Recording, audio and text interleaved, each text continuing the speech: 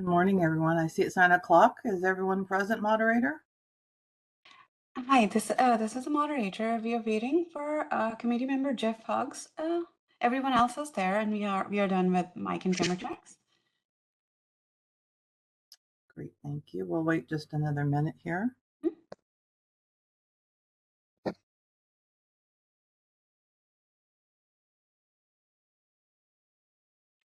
I received a message that Jeff Huggs will not be attending. I think if that's the case, you can go ahead and start the meeting if you like. Great, thank you. And before we begin, I'd like to apologize to everyone. I have been unable to get my background to come up, but we'll just go ahead the way we are. Thank you. So, moderator, the recording has started. Is that correct? Yes, that is. Thank you very much, everyone. Welcome to the June 10th, 2026 Enforcement and Compounding Committee meeting. My name is Maria Serpa, chairperson of the committee. Before we convene, I'd like to remind everyone present that the board is a consumer protection agency charged with administering and enforcing pharmacy law. Where protection of the public is inconsistent with other interests sought to be promoted, the protection of the public shall be paramount. As I facilitate this meeting, I will announce when we are accepting public comment. I've advised the meeting moderator to allot 3 minutes to each individual providing comments. Throughout the meeting and at appropriate times, when we begin public comments for individuals attending in person, followed by public comment for individuals participating via WebEx. This approach is necessary to facilitate this meeting. Before we begin, I'd like to ask staff moderating the meeting to provide general instructions on the process for providing public comment via WebEx. Moderator? Hi, this is the moderator. If you would like to make a comment, you may look for the raise hand icon at the bottom of your WebEx screen. And if you are joining us by call-in, you may press *3 to raise your hand. And you'll get 3 minutes with a 10-second warning to make your comment. To unmute yourself, we'll send you an unmute request. You can click on that to make your comment. And for the dial-in call-in members, you may press *6 to unmute yourself. We'll definitely be displaying instructions throughout, and we'll also give you a moment if you are struggling with technology. Thank you. Moderator, I see the screen seems to be garbled. Is that just my screen, or is everyone able to read the slide? It's pretty clear on the WebEx. Maybe it's the connection. Okay, as long as it's just my screen. And any other board members, can you see the slide clearly? I can see clearly, Maria, but you keep freezing for me. Oh, that looks could be a clear to me. challenge. Okay. Hopefully, let me know if I freeze that you can't hear me. We certainly want you to be able to hear the information. Okay, thank you, moderator, and everyone for your comments there. I'd now like to take a roll call to establish a quorum. Renee Barker. Good morning. Licensee member present. Good morning. Jeff Hughes. I understand Jeff's not going to be joining us. Is that correct? Okay. Sung Oh. Good morning, licensee member present, Chair. Good morning. Ricardo Sanchez. Public member present. Nicole Tebow. Licensee member present. And I'm here also. A quorum has been established. I ask everyone participating today to be respectful of the work before the committee, and we encourage participation by members of the public throughout the meeting at appropriate times. The committee respectfully requests that when comments are provided, they are done in a professional manner, consistent with how the committee conducts its business. Before we move on to the next agenda item, I'd like to remind committee members, all of us, participating via WebEx, to please remain visible on camera through the open portion of today's meeting. Members, if you need to temporarily turn off your camera due to challenges with internet connectivity, please remember to announce the reason for your non-appearance when you turn off your camera. Moving on, we'll go on to the agenda item 2, public comment for items not on the agenda or agenda items for future meetings. I will now ask the moderator to open the line for individuals to provide the opportunity for public comment on items not on the agenda. You're not required to identify yourself, but may do so. I would like to remind everyone that the committee cannot take action on these items except to decide whether to place them on a future agenda. Accordingly, if your comments pertain to an item on today's agenda, please save your comment for the public comment period specified for that agendized item. Members, following public comment for this agenda item, I will ask you to comment on what, if any, items should be placed on a future agenda.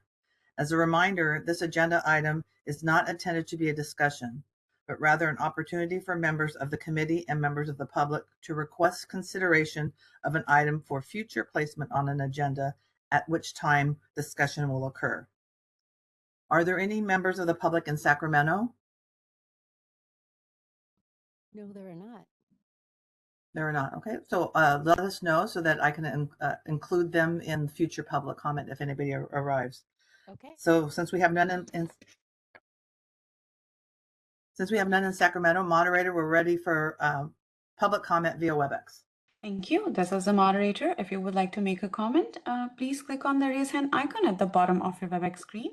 And if you're a call-in public member, you may press *3 to raise your hand. You'll have 3 minutes with a 10-second warning to make a comment. We do have a comment. Rachel, you're going to be seeing an unmute request on your screen. Please click on that to make your comment. Thank you.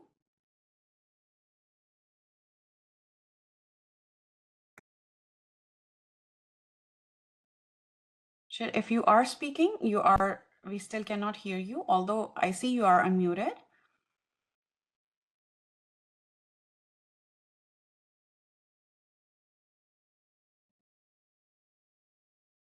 Rachel, if you are speaking, you are. Sorry, can you hear me now?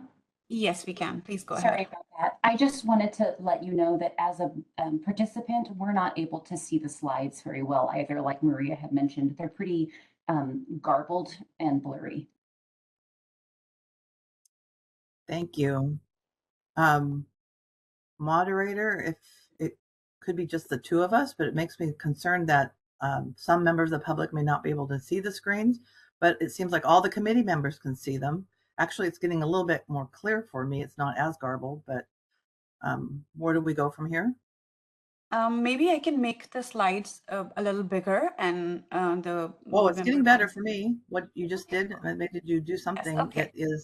It is like 80% there. But okay, awesome. Thank you. I'm gonna make it a little bigger, as big as possible, so everybody can see. Okay. We have another comment. Stephen, you're gonna be seeing an unmute request on your screen. Please click on that to make your comment. Thank you. Can you hear me? Yes, we can. Please go ahead. Okay. I also am having trouble seeing the slides, but I also know that the WebEx says that the DCA moderator, Ms. Aziz, has set the stage view for everyone, and all of the participants are stacked one on top of the other instead of at the top of the screen or on the edge, and that's taking up the space where the slides are. And so the slides are very small. Maybe the moderator cannot set the stage view for everyone, and that might help both situations. Thank you. Thank you, Dr. Gray. Would you like me to just present the presentation? I would appreciate that too, because I don't need to see, I see people twice, I believe. Okay, cool. Much better. Yes. That's much better. Thank you. Okay, you're welcome. Thank you. Thank you, both public members who brought up this technical issue and moderator for making the quick change. Any other public comment? No, we don't have any other comment. I return the floor back to you, Chair. Thank you. Thank you. Members, do you have any other items that you'd like to consider for a future agenda item? Hearing none, we'll move on to agenda item 3. Discussion and possible action to approve the minutes of the April 16th, 2026 Enforcement and Compounding Committee meeting. Attachment 1 to the meeting materials includes a copy of the draft minutes of the April 16th, 2026 meeting. Before I begin, I'd like to make one change, and that is to suggest that sections 4, 6, 8, and 9, for clarity, I think the last paragraph of each section should indicate that the documents sent to the entire board for consideration included the changes discussed by the committee. With that, members, do you have any questions or comments on the draft minutes? And I would appreciate a motion. You note the motion will say as discussed, so that would include the change that I had suggested. Members, any So comments or questions? So moved per chair. This is Song. I'll second that, Ricardo. Thank you. Do we need to read the motion, DP? Happy to read. Approve the draft minutes from the Corinne? April 16, 2026 Enforcement and Compounding Committee meeting as discussed. Thank you. And Ricardo, you second that? Yes. Okay. Thank you both. Any further discussion by members? Seeing none, we're ready for public comment. I think there's still no one in Sacramento. So moderator, we're ready for public comment via WebEx. This is the moderator. If you would like to make a comment, please click on the raise hand icon at the bottom of your WebEx screen. And if you are a dial-in public member, you may press *3 to raise your hand. We are displaying instructions and we'll give you a moment.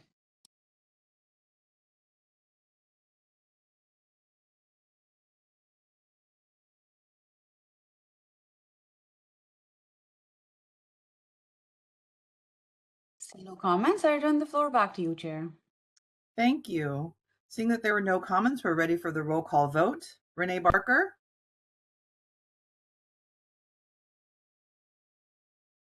Yeah. Thank you. Sung Oh? Yes. Ricardo Sanchez? Yes. Nicole Thibault? Yes. And I vote yes. Motion passes. Thank you. Next item is item number 4, annual presentation by the board staff on the board's inspection program. Members, the board has the goal of completing a routine inspection of all licensed pharmacies at least once every 4 years to proactively assess pharmacy operations and educate licensees. On an annual basis, the committee receives a presentation providing a summary of information detailing accomplishments towards this objective. I'd like to commend the board staff on their significant efforts to meet the board's strategic goal. Julie Ansell serves as the board's deputy executive officer. She manages the executive team, monitors the budget, and ensures the board has adequate resources to perform its activities through planning, organizing, and directing board programs, operations, and staff. Many of us know Julie very well, and welcome, Julie. The floor is yours. Thank you, Chair Serpa. Good morning. Good morning, Chair Serpa, and good morning, board members. Thanks for the opportunity today to provide you with an update on the board's inspection program. I'd like to take a moment first to acknowledge and thank all the supervising inspectors and inspectors for their hard work here at the board throughout the year in conducting these inspections we are about to discuss. Next slide, please. So why do we inspect? It's really all about consumer protection. Our highest mandate is consumer protection. Some may associate consumer protection with enforcement actions or licensee discipline, and that is one key component of consumer protection, but it isn't the only component. And to that end, these inspections really provide a significant opportunity for education as part of our consumer protection mandate. The board established a policy goal, as Maria cited earlier, to inspect all pharmacies every 4 years. And these inspections really provide our inspectors with the opportunity to observe and evaluate for compliance. And it also provides an educational opportunity for inspectors to provide guidance and answer questions for licensees. The board has several resources available to prepare licensees for when an inspector arrives at the pharmacy. Some of our resources include, we have our Ask Inspection program, where you can contact the board by phone or email and ask about pharmacy law, regulations, and compliance questions. We have a video on how to prepare for a California State Board inspection. We have a brochure called Pharmacy Inspections, and that it reviews what to expect during an inspection. We also have our Scripple newsletter, which we all know is packed full of current and insightful information about the board. And finally, we have our board self-assessment, which is really the ultimate resource for pharmacists and pharmacies. It's really a roadmap to compliance. And we will actually be discussing some updates to a few of our board self-assessments later during this meeting. Next slide, please. As part of the inspection process, board inspectors will observe and look for typical items within the pharmacy.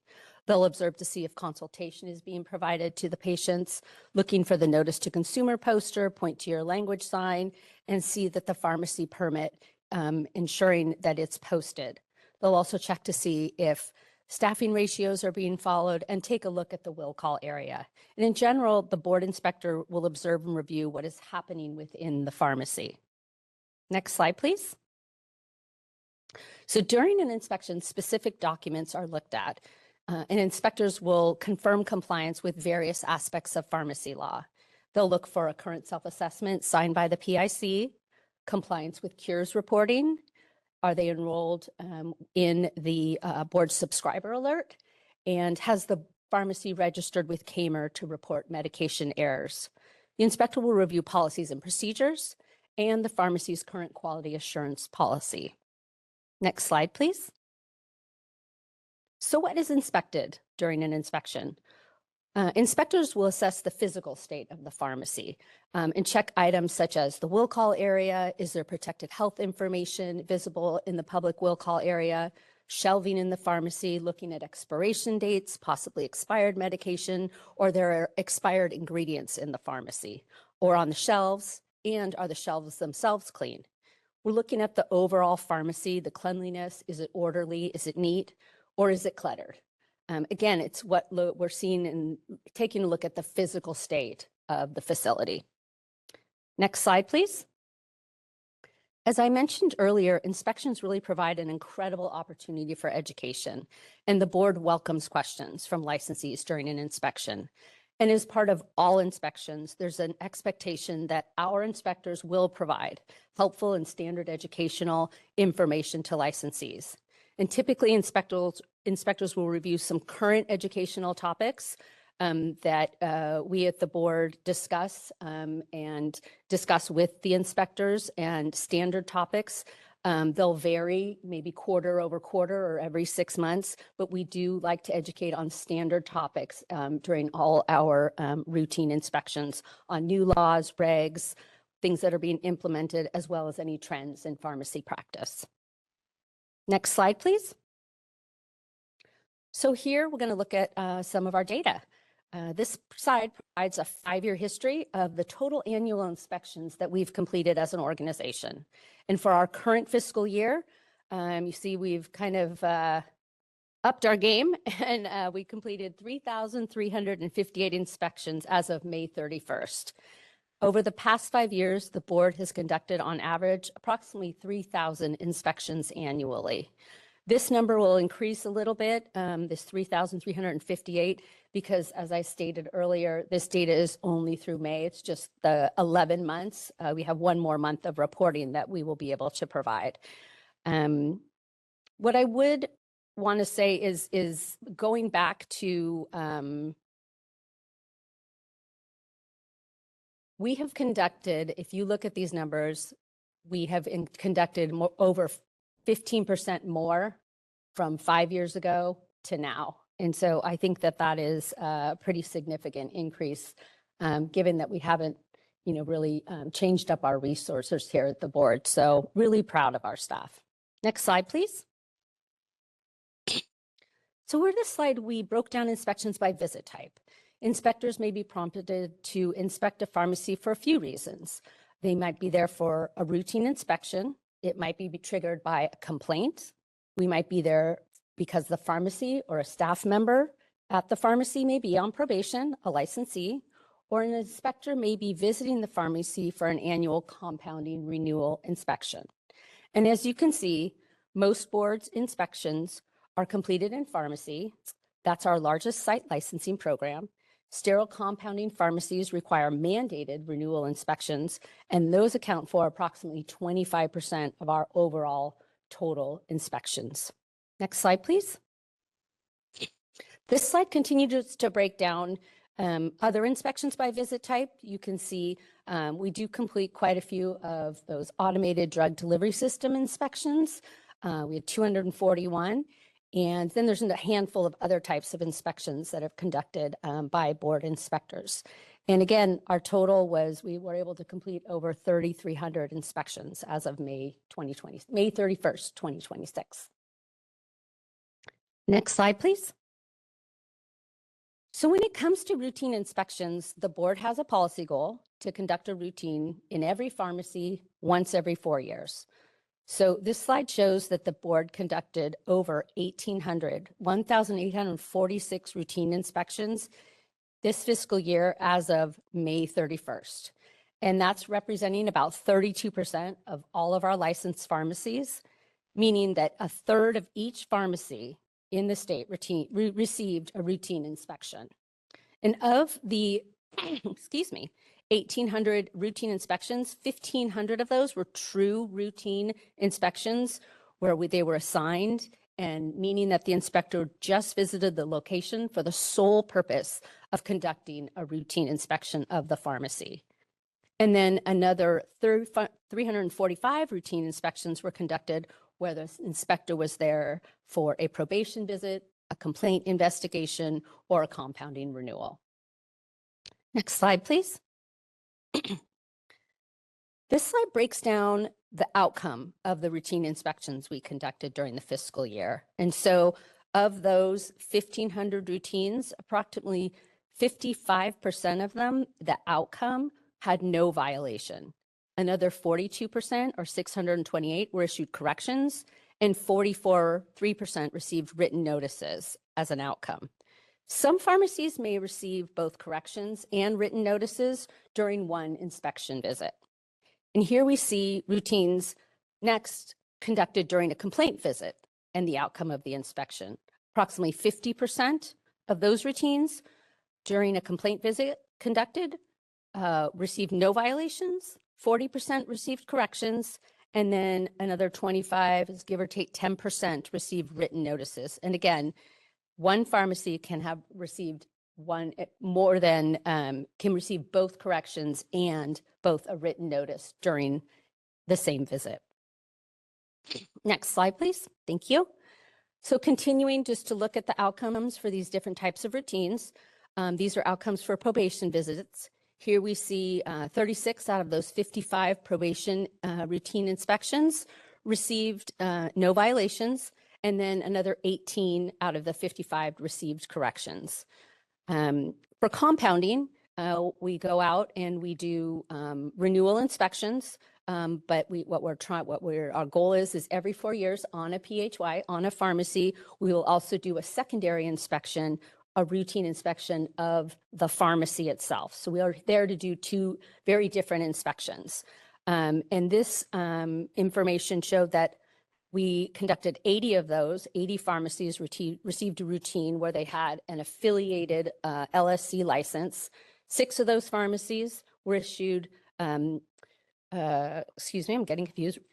This reveals that 6 of those pharmacies did get a correction during one of those visits, and then another 74 out of the 80, 93%, were actually issued no violations during their routine inspections that was completed during the compounding renewal. Next slide, please. So now we kind of get to, well, okay, we issued these corrections, we issued some violations or written notice. What were they about? So this slide is showing the top corrections issued to pharmacies this fiscal year during a routine inspection. Some of the top, excuse me, I need to look at something. Some of the top corrections include operational standards and securities, which could mean that the pharmacy was cited for being possibly unclean, dirty, unorganized. But something important to note when you're looking at a violation, it can be a spectrum of violation, kind of from something that isn't super egregious to things that are more egregious. So when you look at, for example, CCR 1714, when we cite that, it could be a dirty, unorganized, dusty pharmacy. But also within that violation code, we could cite a location for having possibly a rat infestation. So just thinking about one violation and the spectrum of behavior that could happen, and then the resulting citation from that code. Inventory reconciliation was also one of the top. It could mean that it wasn't conducted, or it could mean that it was partially completed, or maybe completed inaccurately, or missing an element. And then we have our duty to consult violation. Typically, as a correction, it would mean that the pharmacy wasn't providing the notice of consultation to the patient for their delivered medication, or it might mean that that notice was missing a particular required element, maybe the phone number, maybe the hours of operation, maybe the days of the week that it is opened. Next slide, please. So this slide illustrates the top corrections, and we broke it down by chains and non-chain pharmacies. And you can see, if you look across the list and kind of cross-reference, 7 of the top corrections given to chains and non-chains were actually for the same violations. For chains, the top correction was operational standards, display of the license, and vaccine administration.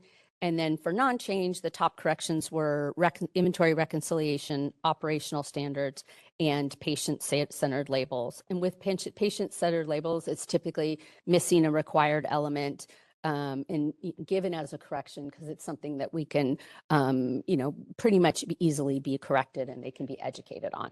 Next slide, please. This slide highlights then the top written notices, a little bit more egregious than a correction, kind of pointing out that, we'd like you to really look at this.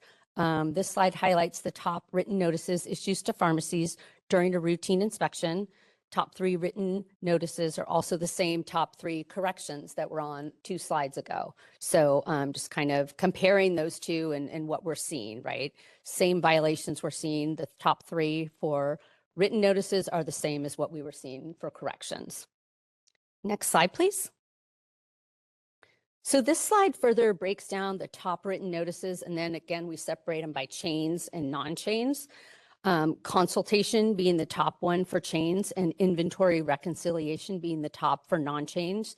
You'll also notice that for chains, they have less top written notices than the non.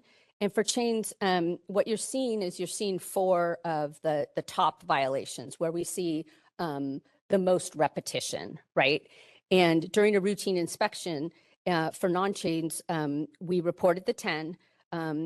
The reason we only reported 4 is because those top 4 had, a significant number, and the ones below, number 5, number 6, number 7, the number of instances were so few, it was like 1 or 2, that they're so small and so kind of insignificant. It isn't very really meaningful to report. So that's why there's kind of that disparity on each side. It's just a different licensing population. Next slide, please. So consultation, so a lot of talk about consultation. The board continues to be focused on the incredible importance of consultation in the practice. And as we saw on slides for top corrections and violations, consultation is up there. It's one of the top non-compliant issues we see during a routine inspection, whether it's no consultation, maybe a shade of consultation, there's screening for consultation, or if it's, about that delivered prescription and the notice that is required. So as we saw for the slide, really illustrates across our routine inspections that it's still an issue. We had 135 pharmacies where we were observed during the routine inspection that there was an issue with patient consultation. And again, reminder, it's a spectrum of noncompliance that we've been talking about. 23 of the 135 inspections for consultation where we noticed an issue, the inspector actually witnessed that consultation was not being provided to the patient, or the staff was witnessed to be screening for consultation, whether that's the clerk or the tech or another pharmacy employee. 48 out of those 135 inspections, we discovered that the pharmacy, again, is providing mail order or delivery, but they're actually not providing that written notice within the bag or whatever they're handing over to the patient during delivery of the right to consultation for the patient. And then in 64 instances, it showed that the notice of the right to consultation for a delivered prescription was given to the patient, but it wasn't fully compliant and it had some missing elements required, whether it was the phone number, again, the hours, operation, something was inadequate in terms of the requirements of that notice. Next slide, please. Sorry, my computer is not going. That's not right. That's not the last slide.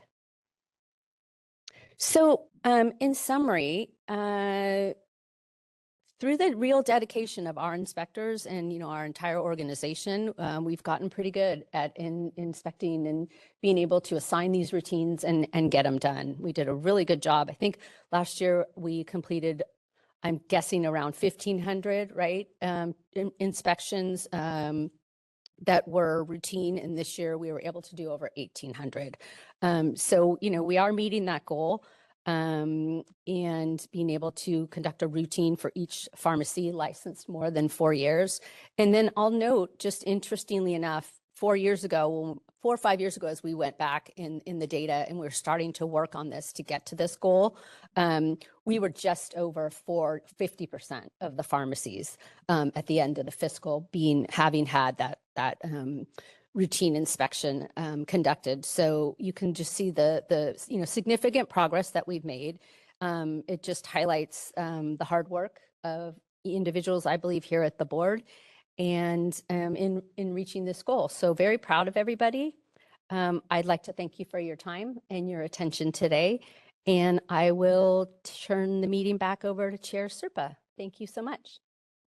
Thank you very much, Julie, for your presentation. I really appreciate the efforts of our field staff to perform these inspections. I think you really pointed out that meeting the board's goal of an inspection every 4 years has been achieved without any increase in staff. And so that really has to show the leadership of board staff and the board inspectors themselves putting in a lot of extra effort to help us to reach that goal, and I truly appreciate that. Members, do you have any questions or comments for Julie? Hi, Maria, it's Nicole. I did. Thank you so much for the presentation. That was very helpful. And thank you to all the staff for getting to the point that you hit all of the pharmacies in 4 years. That's a really big accomplishment. My question was, do you think that we should maybe do something to kind of like educate pharmacists more about the process? In my experience, like pharmacists and pharmacies are terrified of the inspections. And I think that's sad because the inspections are really helpful. It's your chance to talk to the inspector. You can ask questions. You get a lot of knowledge. I find them generally to be a really helpful experience, but because people are have this fear of them, I don't think they're getting everything they could out of them. So do you think maybe there's a place through the communication and education committee or somewhere else that we could maybe kind of highlight aspects of it, kind of what you're looking for, what happens, so that it's not so mysterious and maybe scary to pharmacies? I feel like that would make it safer for patients as well. But what are your thoughts? Sorry, the mic wasn't on. I think that could be helpful, and I'd be happy to work with communication and public ed to do that. I think, we have maybe one of the things one simple thing we could do is just to simply highlight the resources that we do have out there, right? That we do have the video, right? I mean, we have these things, but how often do we actually advertise, right? So we have the video, we have a brochure, we just did an article in the script, understanding the inspection process.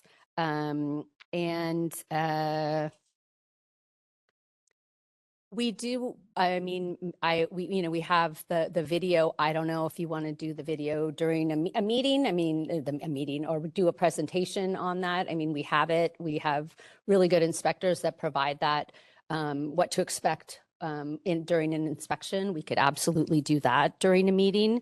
But then again, provide some of these materials within the meeting materials, maybe. Those are some of my thoughts. I don't know if any others. I appreciate the comments. I think that, like, one of the things that Julie mentioned is that we do have the tools. It's how to get the information out there, because Right. not everyone participates or is privy to the committee meetings so maybe sending out an alert, because all of us now are getting board alerts, would be a first way, is to put a link to watch the video. Just getting the word out. I know all of us read the script. I know all licensees do read the script, so that was very helpful. But that is a very good comment, Nicole. Yeah, maybe it could be the sort of thing that on a semi-routine basis, twice a year, whatever we decide, we just kind of send out a reminder and a link.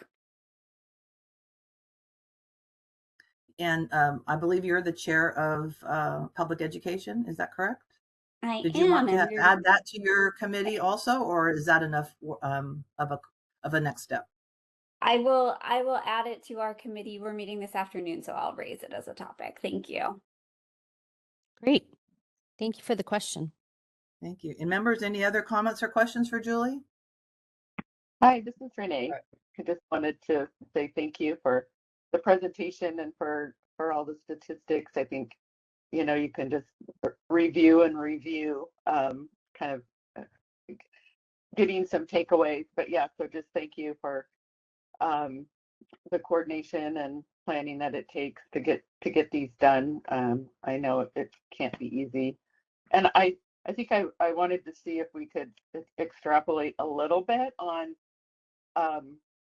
the impact of the compounding regulations that were released last October, and then looking at the statistics here.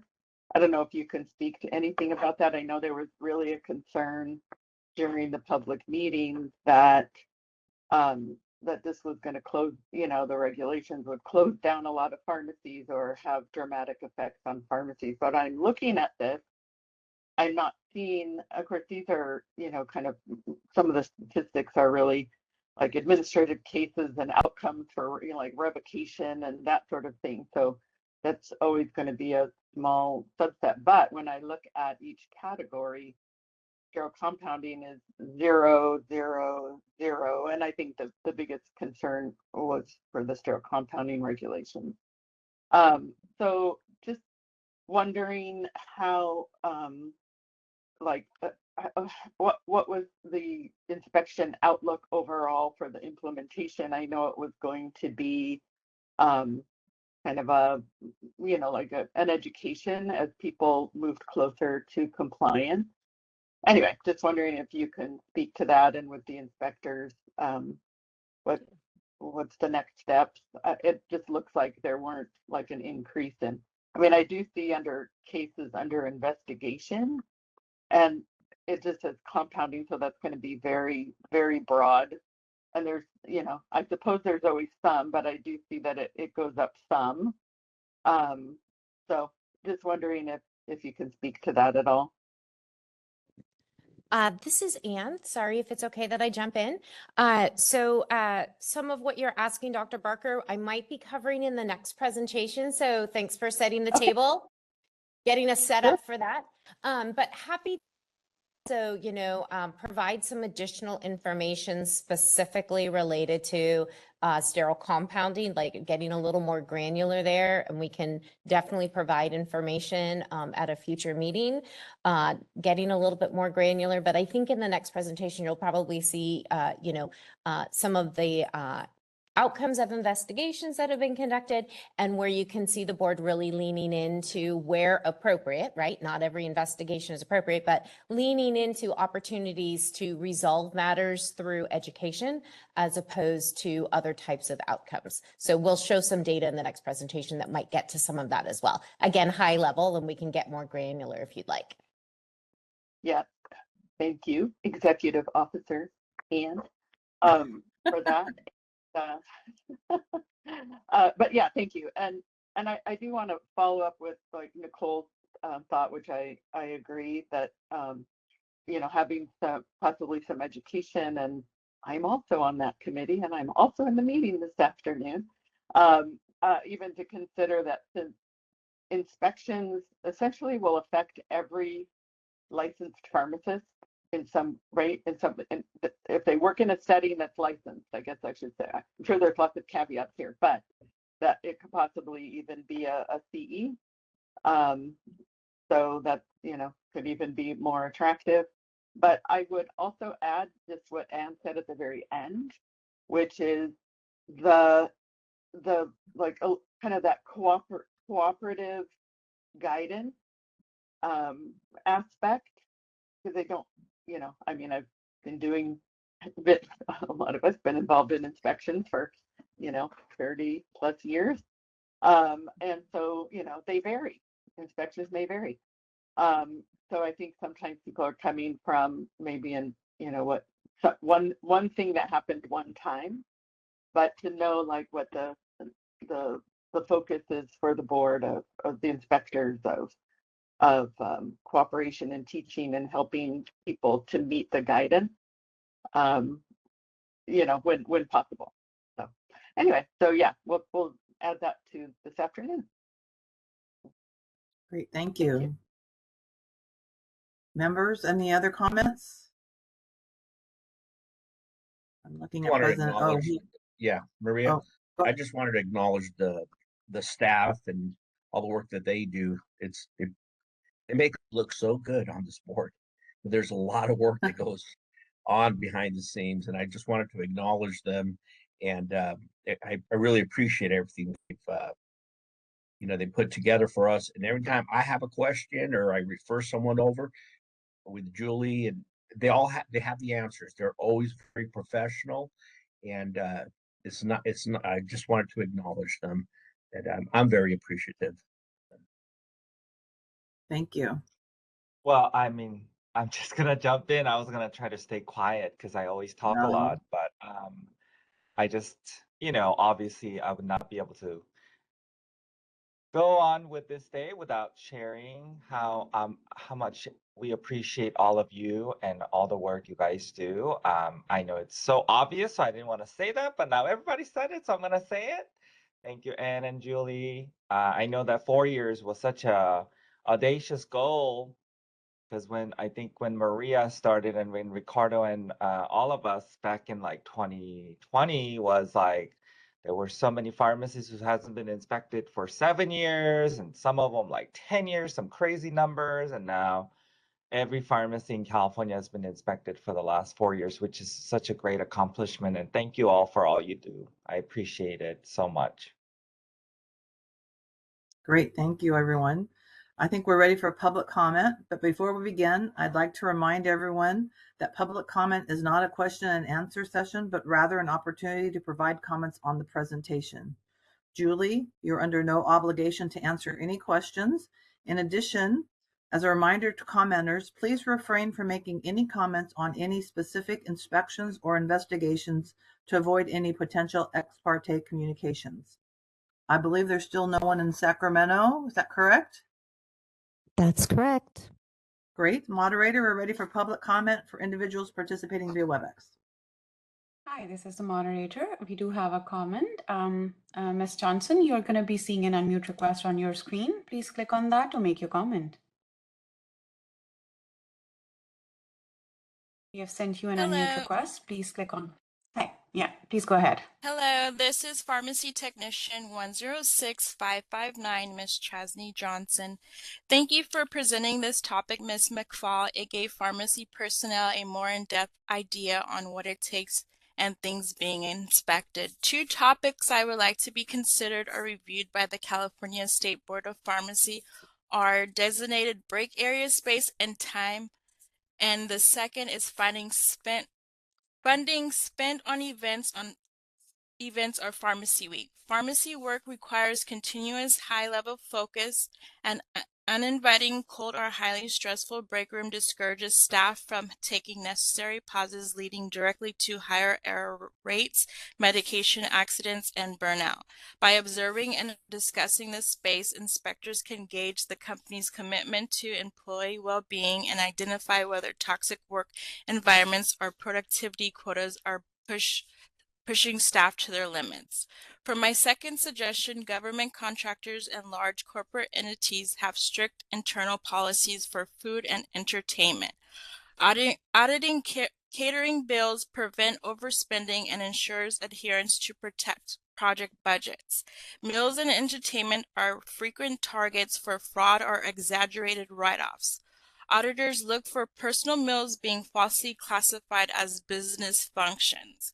If inspectors and auditors monitor event food spending to verify tax compliance, catch fraudulent expense claims, and ensure food items are being brought in and stored correctly, detailed food and beverage audits expose hidden financial mismanagement like overbilling, embezzlement, or violation of specific government contract spending.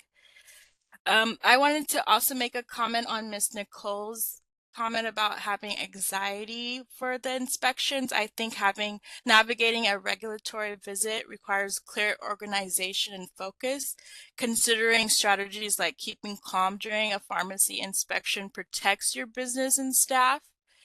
And having anxiety can lead to rush answers, disorganized records, or being overly combative. Staying composed allows you to provide direct, accurate information, minimize penalties, and resolve issues swiftly. It transforms that intimidating audit into a streamlined routine process. And I would like to thank you for having this space to comment on agenda item 4. Thank you. And next up, we have Stephen Gray. Stephen, you're going to be seeing an unmute request on your screen. Please click on that to make your comment. Thank you. Thank you. I also really appreciate the presentation. It was quite enlightening. Two things I would like to have you consider for future presentations.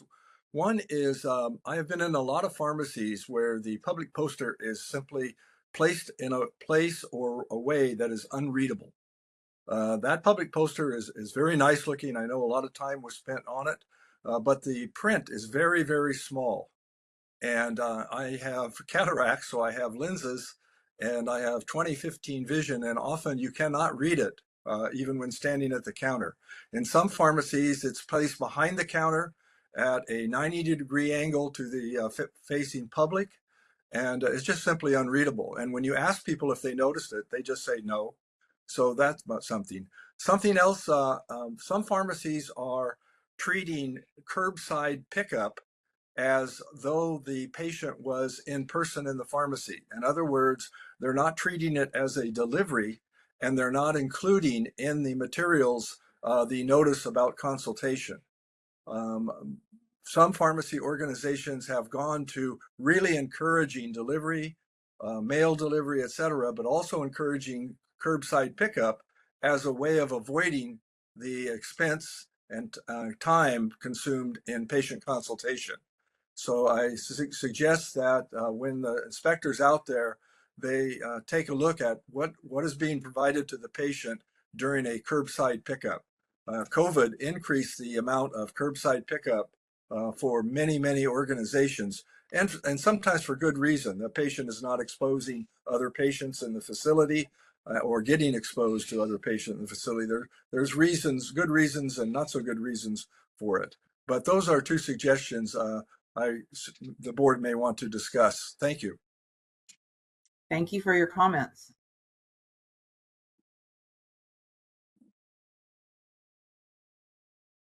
We have no other comments. I return the floor back to you, Chair.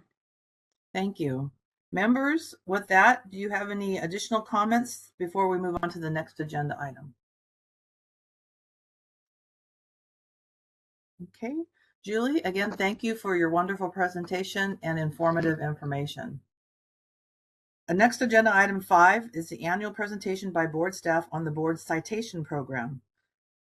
On an annual basis, the committee receives a presentation on the citation and fine program that includes information on common violations. Generally, information shared during this annual presentation is also included in the board's newsletter, providing education to licensees about the most common violations for which citations are issued.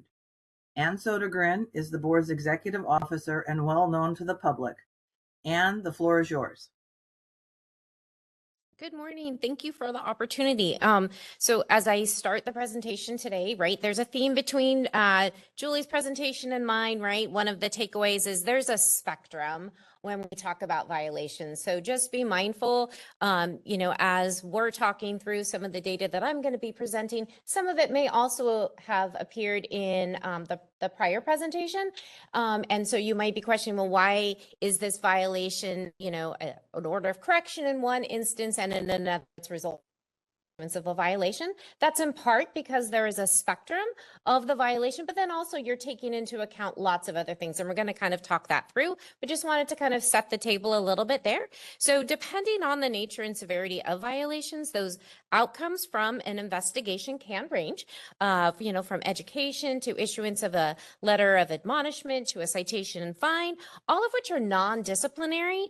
But then there are instances where a violation or an investigation reveals violations that are egregious, where the board has determined that a disciplinary action is necessary to ensure consumer protection. So if we can go to the next slide, please. These next two slides really just kind of set the table, reminding everyone about the entire process that you followed, right? So we don't just issue a citation. We have gone out, we've done an investigation. We've determined that violations have occurred.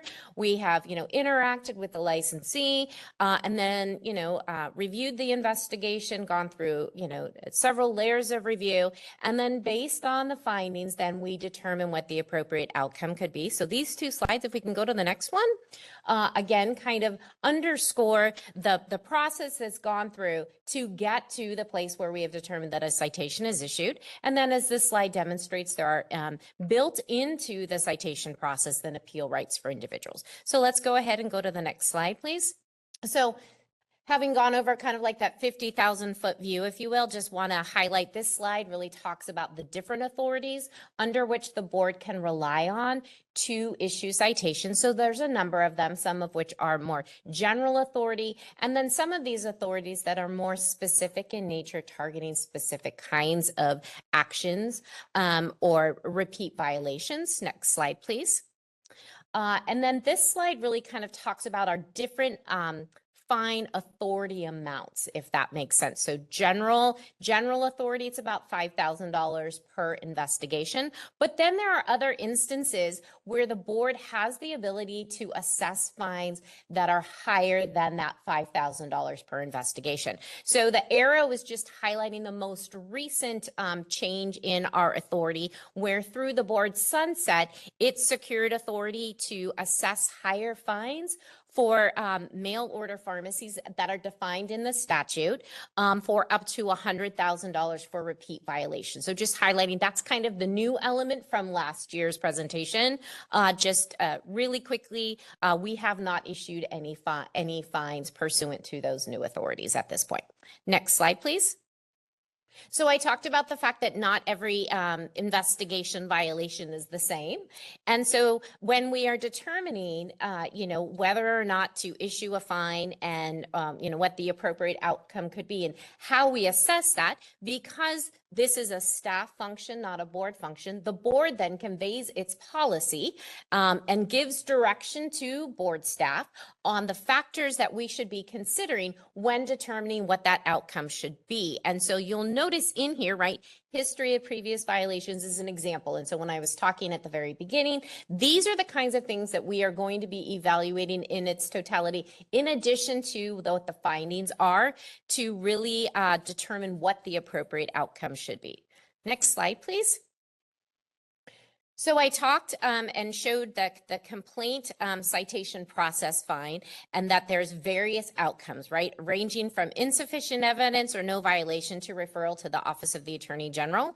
So what we've included on this slide is to really show the number of investigations that have been closed each year. They do remain, that number does remain relatively flat, but you will notice some large shifts in investigation outcomes, with a significant increase, for example, in the number of investigations closed, with an outcome of just the board providing education to the subject with no further action.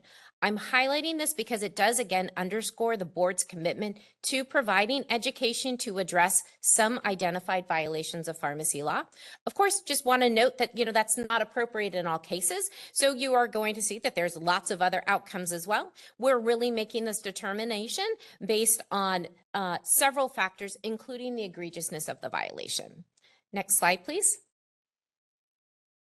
So kind of setting the table, you're going to note that this slide shows a significant decrease in the number of citations that are issued. So I do just want to highlight that fiscal year data for 25-26 is only 11 months of data. So there is a slight apples to oranges comparison, but when we look at it, we see that there has been a dramatic decrease in the number of citations that have been issued since fiscal year 21-22. We believe that this decline in overall citations can be attributed again to the board's focus on education, including notably education regarding the board's compounding regulations, which took effect October 1 of 2025, and the board's educational efforts related to implementation of the CE requirements, with the focus on trying to achieve compliance through education. Overall, the board has been very cognizant of educating pharmacies and pharmacists on the requirements of pharmacy law to prevent more egregious violations. Next slide, please. So broken down further, this will show you the citations issued by some of the various licensing programs. That miscellaneous category really encompasses a lot of the smaller licensing programs. So it includes clinics, interns, hypodermic needle and syringe permits. So those kind of were all aggregated together. But again, you're going to notice significant declines within, the number of citations issued to pharmacies, hospitals, and pharmacists, to name a few. Next slide, please. So looking at the data now based on authority, you will note that there's a decline in citations issued pursuant to that board's general fine authority, and a significant decrease as well then in the number of in the amount of fines assessed and collected. Next slide.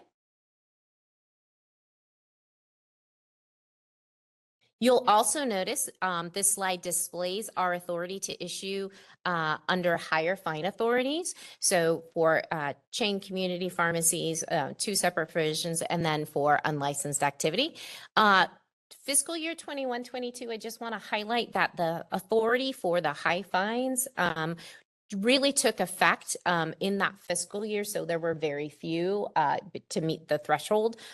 So really fiscal year 22-23 is that first year where we had a full year of authority. So that's why that number is higher. You will notice, however, that overall there has been a big decline since fiscal year 22-23 when we have that first year of data compared to fiscal year 25-26. Next slide, please. So when we look at what those look like, right? So we talk about the fact, and we showed on the slides, that we have the authority to issue fines of up to $150,000. That's a significant fine authority.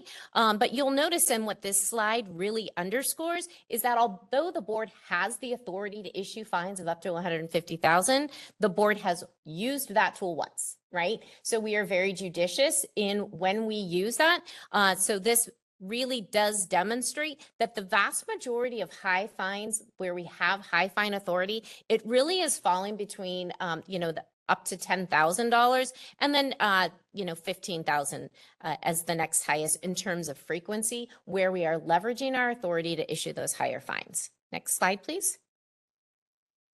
So this slide is really talking about kind of those the most frequent violations that resulted in the issuance of a citation. So I want to just like draw a distinction that the data that was in the prior presentation, right, was specifically related to an inspection. What this is showing is through the investigative process then, what those top violations are that result in the issuance of a citation. And again, we've broken it down by chain and non-chain pharmacies because you do see that there are some variances in what those top violations are. So this is really about, you know, providing education and helping people to understand where the most common violations are in you know, the chain versus the non-chain pharmacy environment. If we could go to the next slide, please. Then this is talking about it for non-resident pharmacies, and I would just note that the number of citations that we issued to non-resident pharmacies is very small. So this data set and top violations is again very small. Next slide, please. Here it is for hospital pharmacies. And again, the number is very small, but we've been asked in the past through public comment to provide the data specifically for hospitals. So while the data is not necessarily statistically significant, we have provided it, but that's why we just noted it as violations, not the top violations, because there were very few citations issued. Next slide, please. Transitioning to pharmacist, you will note that these are the top violations for which a citation is issued. Just want to highlight that it is possible that someone will receive a citation that includes multiple violations. And so sometimes there is more than one violation cited in it. So unprofessional conduct is the top violation for pharmacists. When we drill down a little bit more into the different types of unprofessional conduct that are included there, just want to highlight that the top frequent one is violating pharmacy law, followed by violations related to controlled substances, and then providing false statements. So if we were to further break down the trending for unprofessional conduct for pharmacists, those would kind of be the big ticket items. Next slide, please. And then as we're looking at it for pharmacy technicians, again, we're looking at unprofessional conduct codes. The most frequent one is conviction of a crime that is substantially related to the practice or the license for which they hold. And so we're looking at that as definitely the top, followed by, you know, the self-administration of drugs or alcohol that can cause harm. Next slide. When we're looking at that fine authority again, this is kind of where it falls out on the spectrum based on the different types of violations of pharmacy law. So this is where the provisions, the data that's shown here is really for community chain pharmacies where we have where there have been similar violations that meet the threshold that is specified in Business and Professions Code 4317.5.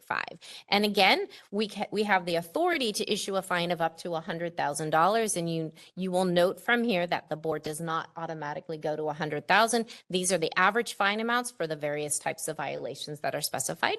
If we could go to the next slide, please. And so this slide, again, in this instance, we have the authority to issue a fine of up to $150,000 per violation, per investigation. And this is really violations where the board believes that it is the policies and procedures of that chain community pharmacy that is the result that is causing the fines. And again, this demonstrates that, you know, although we have the authority to go far higher, we are not. Next slide. 4316, sorry, there's a typo on this slide. It should read 4316.5. I apologize for that. These are fines issued for unlicensed activity. In this instance, the board has the ability to issue assess a fine of $5,000 per occurrence. This was a recent change that the board was able to secure as part of its patient safety.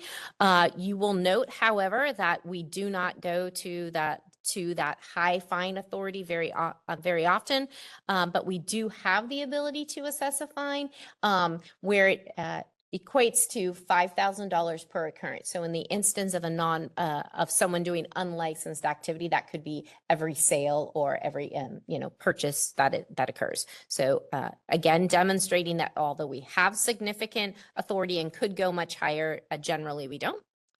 Next slide. So breaking down further under duty to consult, right? So Ms. Ansel's presentation talked about duty to consult. I have some slides on it. And then further later on in this meeting, right, the board and this committee are very concerned with and very interested in understanding, what is happening with respect to patient consultation. So continuing that theme, you will notice that we have, there's been a decrease in the number of citations that have been issued under the board's general authority, specifically related to patient consultation.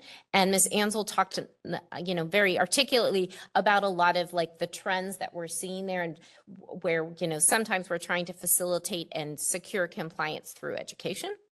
Next slide. This shows the fines that are issued under the board's high fine authority for community chain pharmacies where there's repeat violations. And again, I feel like a broken record, but we could go up to 100,000 for each of these. And the data shows that that is not, in fact, how we are implementing it. Next slide. So now we're going to kind of transition from some of the data to kind of talking about orders of abatement. So we've talked about this, a number of years. So I'm just going to go quickly and just state that as part of the board citation and fine program, the board has the ability to require an order of abatement. And that order of abatement is a way to maybe shore up some operational issues, to maybe clarify things, or, seek the licensee to make specific actions, take specific actions, complete additional education that we believe will help to address the underlying conduct to prevent it from happening in the future. So the next couple of slides kind of talk about some of those things that really do kind of focus on where we feel at the staff level, orders of abatement really play a significant role. So as indicated on the slide, right, it might be that we're requiring them to take additional training, providing additional documentation, providing detailed plans on what they're going to do to comply with the law. And then in the board's orders of abatement, we do have the ability to, if someone demonstrates compliance with that abatement, to maybe reduce the fine or forgive the fine. So it really does kind of depend on how we are issuing that order of abatement along with the citation. Next slide, please. So this talks about, again, some of the CE that we might be requiring through as part of the citation and order of abatement requirements. Compounding is pretty frequent, immunization training. Sometimes we are requiring someone to complete the board's ethics requirements, not the 1 hour training that the board provides as part of CE, but that comprehensive ethics training. Next slide, please. And then some additional, those internal policies that I talked about, updating staff, those kinds of things. Next slide, please. And then this just provides some more examples of where an example of the violation and then what we believe would be appropriate. So a pharmacy shall be clean and orderly if you can abate with photos of cleanliness. And I always get nervous when I show these kinds of slides and we talk about a specific violation, because then, you look at the violation, you're like, wait, but I had a pharmacy and I was cited for this and I was, referred to the AG's office. Again, it's really talking about that spectrum, right? We use the same violation for the same kind of thing, right? So it's that spectrum that's really going to kind of do it. So there are instances where, we can just ask them as part of the abatement to remedy whatever it is, provide us with pictures, and then that will satisfy the order of abatement required. Next slide, please. So this provides some detail on the total order of abatements that were issued and then those that have satisfied, and just want to just kind of note that it's not a one-to-one comparison, because we issue citations and orders of abatement throughout a fiscal year. The data that we are providing is fiscal year specific. So some of the abatements that have been satisfied could be from prior fiscal year issuing citations, and then there's probably some that are still waiting to be reviewed, or we've just recently issued the citation and we just haven't caught up with the order of abatement yet because the time frame has not come forward. Next slide, please. I talked at the beginning about the fact that citations, once a citation is issued, there are appeal rights. So we're going to talk about those a little bit. One of the appeal rights is someone can go, licensee can request an office conference. So this provides the data on the office conferences. So 104 office conferences were requested during our 11-month period. You'll notice that 42 of them were withdrawn. A lot of times what we are finding is that some licensees are withdrawing their office conference and electing to instead just go straight to the Office of the Attorney General. Next slide. So these are the outcomes of those. And you will note that while we do affirm some, there is a lot of value in participating in this process. Almost half are modified through the process. We did dismiss 3 during this time period, and then 1 was reduced to a letter of admonishment. Next slide, please. So I mentioned that office conferences is one. You can also do a formal appeal to the Office of the Attorney General, where it is conducted pursuant to the Administrative Procedures Act. So this is the number that were referred. Please note that total pending is because it includes those that were referred in prior fiscal years. Appeals through through this process do take a long time to finalize. Next slide, please. So this is showing by fiscal year comparison our authority. So this is data for our general fine authority. So our general fine authority, again, the number of citations that we issued during the fiscal year, the first 11 months was 429. We have held 62 office conferences and 13 have been appealed to the Office of the Attorney General. Next slide, please. This slide reflects the citation and fine authority that we have specific to those community chain pharmacies, either for repeat violations or policies and procedure violations. Again, we've closed 89, we've issued, and then these are those that were referred to the office for office conference or to the AG's office for appeal. Next slide, please. So with that, I just want to say that I want to thank all of my coworkers that worked really hard to pull all of this data together. Our systems are old and they do a great job. And the fact that they were able to pull together 11 months worth of data, I just want to give them a big old shout out. Really appreciate it. We're only successful because we all work together and I just have fantastic coworkers. So I just want to say that. So with that, that does conclude my presentation. I turn the meeting back to Chair Serpa. Thank you for your time. Thank you, Anne. Once again, always great information. Members, do you have any comments or questions for Anne? No one wants to be first. Yeah, this is Rick. I'll be first. Thank you. Okay. And yes, you did present that well, and from the previous question that I had asked. So yeah, thank you just to all the staff and for the tremendous effort that goes on in the background. I mean, I know from my own experience, I mean, just how much time it must take just to do one inspection fully and just to look at those numbers. It is mind-boggling, but these outcomes, they look great. So thank you. I think Nicole was next. Yeah, thank you. Thank you so much for the presentation, Anne. That was very helpful to see. What I would be interested in is this move towards education, when appropriate. I'd love to see if we notice any impact on errors over time. I think, education of the pharmacists is so important and helps them. And I think that the maybe threat of a citation or some kind of action maybe will help them take it seriously enough to take action. So that would be something I'd be interested in. I know we won't have the data until more time has elapsed, but that would be interesting to look at in comparison over time. Great, thank you. Other comments from members? Just want to say thank you. Thank you all. Thank you, Anne and Julie, as always. Really appreciate all you guys do. Okay, are we finished with member comments? Appreciate everyone's time here. And, we think that the information that you provide us and the public is very helpful to have, specific information, and also to be able to compare year after year is really very helpful. I think we're ready for public comment. Is there anybody in Sacramento? No. No. Okay. Again, as we begin, please refrain from making comments on specific investigations to avoid potential ex parte information.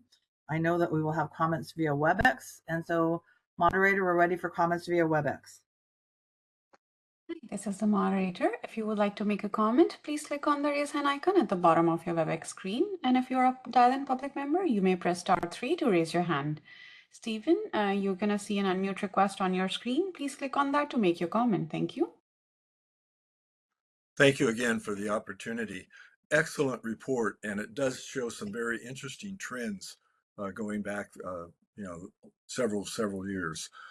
I had the opportunity to speak to one of the board members, and I asked them if they understood or what the notation on a citation or on a discipline about misuse of information or misuse of education, what that was all about. And they said they didn't know. And so perhaps it would be good if you could explain to the public and the profession what, when we see that, that is likely to be all about. I think this is especially important as we move to the standard of care. Is that the notation that we would probably see if there was an issue about performance of a clinical activity regarding standard of care? Would it show up there? About a clinical misinformation or misuse or whatever. Some people said they thought that was all about privacy violations, misuse of information or misuse of education. And I don't want to jump to that conclusion that that's always what that means. So I think it would be helpful to have a discussion about what misuse of education, misuse of information, when we see that notation, is all about. Thank you. Thank you.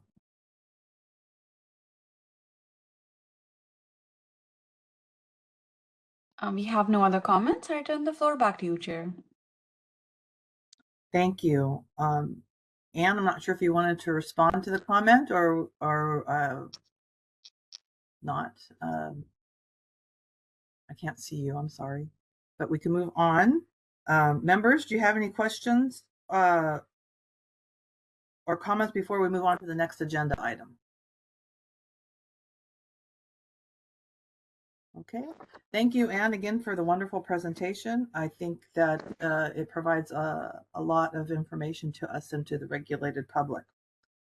Members, before we move on to the next agenda item, we are just a little over an hour. I wanted to see what your status was or if you needed a break. The next topic could be a little bit lengthy, but we could take the break after that, or what was your preference for breaks? I can't see everybody, so please speak up. Move on or break? Okay, no one's saying anything, so we're going to move on. Oh, I see Renee, you unmuted. I was going to What say did you say? move. Okay. Yeah. Renee, you unmuted also? Okay. Yeah. Everyone wants to move on. Great. Thank you, everyone. Agenda item 6, discussion of information received during pharmacist and patient consumer listening sessions on pharmacist provided consultation. Background information on this agenda item is in the meeting materials. As you may recall, the board is interested in gathering information to assist in its evaluation of the board's current consultation requirements and to better understand barriers that may limit pharmacist provided consultation. During the January 2026 board meeting, members decided to hold listening sessions for the public and licensees to share their opinions and insights into pharmacist provided consultation. As the committee chair, I facilitated all listening sessions, and I want to begin by thanking every participant who contributed their time and insight. Their feedback has been essential to understand the current landscape of pharmacist consultation. I encourage you to review the full meeting materials, which include the questions posed to both licensees and consumers. Comments were not limited to just these questions, but provided a starting point for discussion. Across the pharmacist listening sessions, there was broad agreement that consultation should not be required for every prescription, particularly when a patient is already familiar with the medication.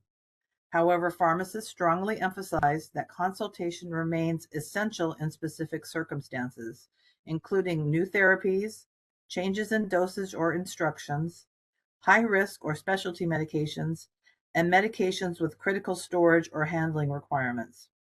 Pharmacists noted that counseling in these situations can prevent harm, support adherence, and uncover issues that might otherwise go unnoticed.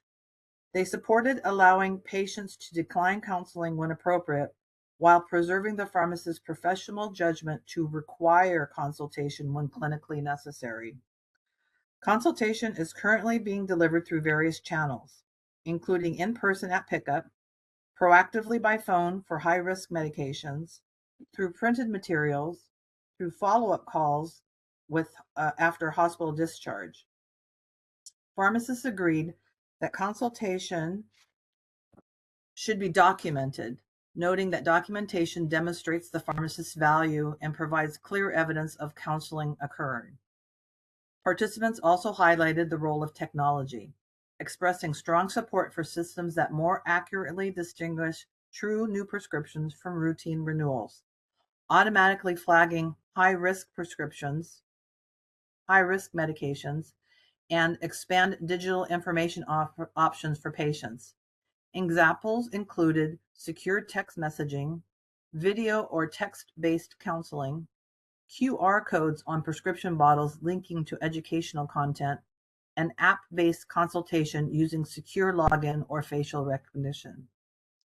Pharmacists described several barriers to provide meaningful consultation, including integration between hospitals, prescribers, and pharmacies, privacy constraints due to inadequate space, and significant operational pressures.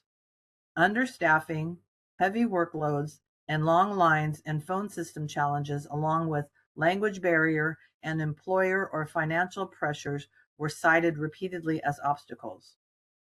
Respondents emphasized that meaningful consultation requires adequate staffing, time, privacy, and flexibility to use their professional judgment. Some noted opportunities for compensation in certain settings, particularly in hospital and post-discharge care, where medication reviews, reconciliation, and clinical follow-up can be billed to the insurance. However, these activities are time-consuming and often require dedicated consultation pharmacists. During the consumer listening sessions, participants described a wide variety of consultation practices across pharmacies. Some reported that counseling is required before receiving a prescription, while others noted that they could simply sign away on a keypad and leave without any engagement from the pharmacist. Some raised privacy concerns, explaining that consultation often occurs in areas where sensitive information can be overheard. One consumer who receives medications delivered to their home shared that they typically receive only written information and no additional contact. Several consumers felt that pharmacists are overworked and lack the time necessary to provide meaningful consultation. Some consumers also suggested that the board consider workload thresholds or staffing standards to help ensure pharmacists have the time required for adequate counseling. A respondent with healthcare background emphasized that patient medication education is a core responsibility of pharmacists. They stressed that consultation should be verbal, documented, and effective, and not reduced to a keypad waiver. They asked how meaningful pharmacist consultation could be enforced and highlighted the need for better staffing, privacy, and accountability to ensure the level of care patients expect and deserve. That was a very short summary for a really informative list of listening sessions, and some more details are in the meeting materials. I greatly enjoyed engaging with pharmacists and members of the public discussing this topic. Members, what are your comments and thoughts on the information presented about the listening sessions?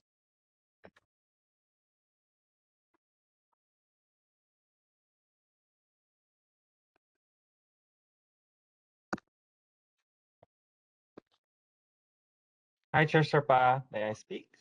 Just want to make sure. Yes. Awesome. Thank Of course. you. As you know, that I feel very strongly and passionate about this topic and the importance of how to move forward. You have done an excellent job summarizing the information, and I really appreciate that introduction you shared.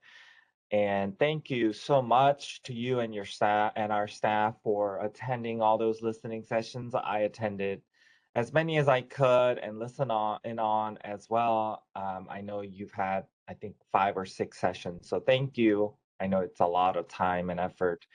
So thank you. And Anne and Jules, appreciate all of you. I really look forward to the regulations updating and how best to proceed. It'll be a very interesting area of how to update.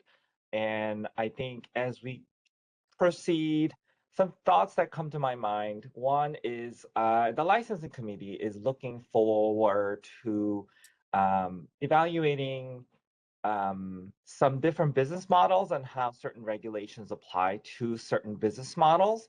So I think that it might be an interest to everybody to move those regulations together. It might get complicated, but it might actually be beneficial. So a food for thought on that.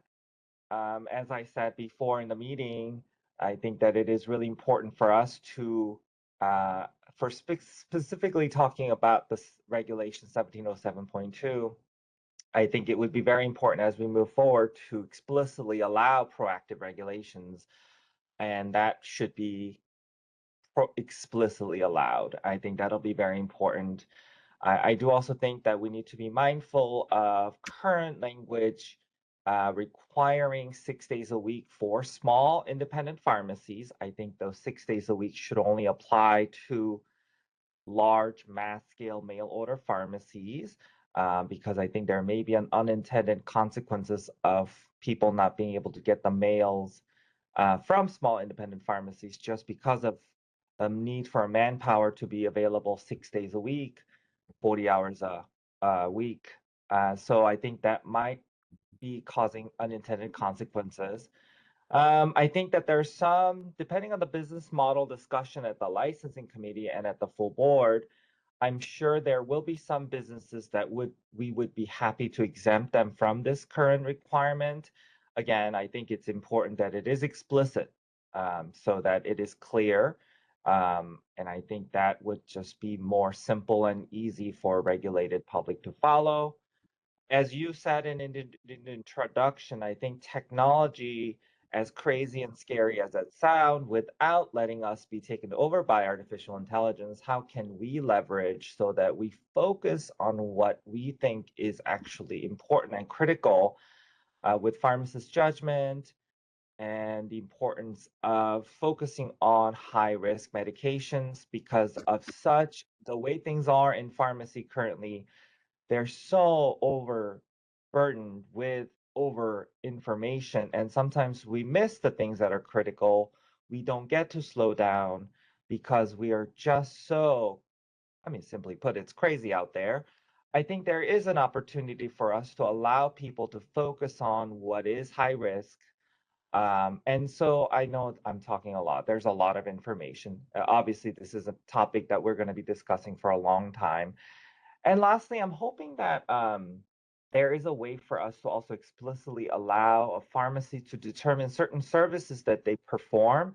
A lot of pharmacies in this day and age are not a overall, like the old school pharmacy model, it seems to be going away. And I think there are a lot of pharmacies are surviving with special services, specialty services. They focus on certain things. And if they do so, I would like us to be able to provide an opportunity that they can do that in efficient ways, and not based on a traditional requirement that we have. And with all that said, absolutely important that we still highlight and share how important the consultation is, and hoping that one day that there is a way for pharmacist consultation to be financially beneficial for the pharmacies as well, so that it actually provides a win-win approach and the pharmacies are gunning to provide consultation, not a requirement, but they are incentivized to provide consultation because it's the right thing to do, but also it is beneficial for the overall health of health system. I know that's a lot of information, but I'm sure I look forward to continuing this discussion. Great, thank you. There certainly is a lot to talk about here. Members? Hi, Maria. I'll jump in. This is Nicole. I appreciate everything Sung said. This is very complex. One couple things I wanted to highlight is the Communication and Public Education Committee later today is actually going to be talking about consultation as well, and like how to encourage people to use it, things in that area. So I think we're kind of talking about this across multiple committees. So maybe as much as we can, you know, communicating with each other in our committees and keeping that work kind of aligned. One area I really wanted to highlight was the needing to not wanting to have to do a consultation if a patient has already had that medication before, because that drives patients crazy. They get kind of irritated when they have to wait for the pharmacist to come. If they've already had the medication. So I think getting rid of that would increase the value of a consultation to patients. If it's pushed on them too much, I think that cheapens it. And so I do think that like once they've had it, I think it should be offered and allowed in that case to be a question like, do you have any questions? Do you want to? And the second piece, and this sounds so simple, but not asking a person if they want a consultation when it's usually the tech or a clerk talking to them and it has to be a pharmacist who come and does it is socially awkward. So if we could possibly like show some ways that you can do this, it might be helpful to people because you're basically just like, no, you're getting a consultation, wait here. And then it kind of like makes people be like, no, I don't want it. So I think if we could demonstrate some like less socially awkward ways to do that, it would be really helpful. I know that sounds simple, but I think that is the biggest. It's automatic that you want to ask it as a question, and to not feels rude almost. So I think we could help people in that way. Thank you.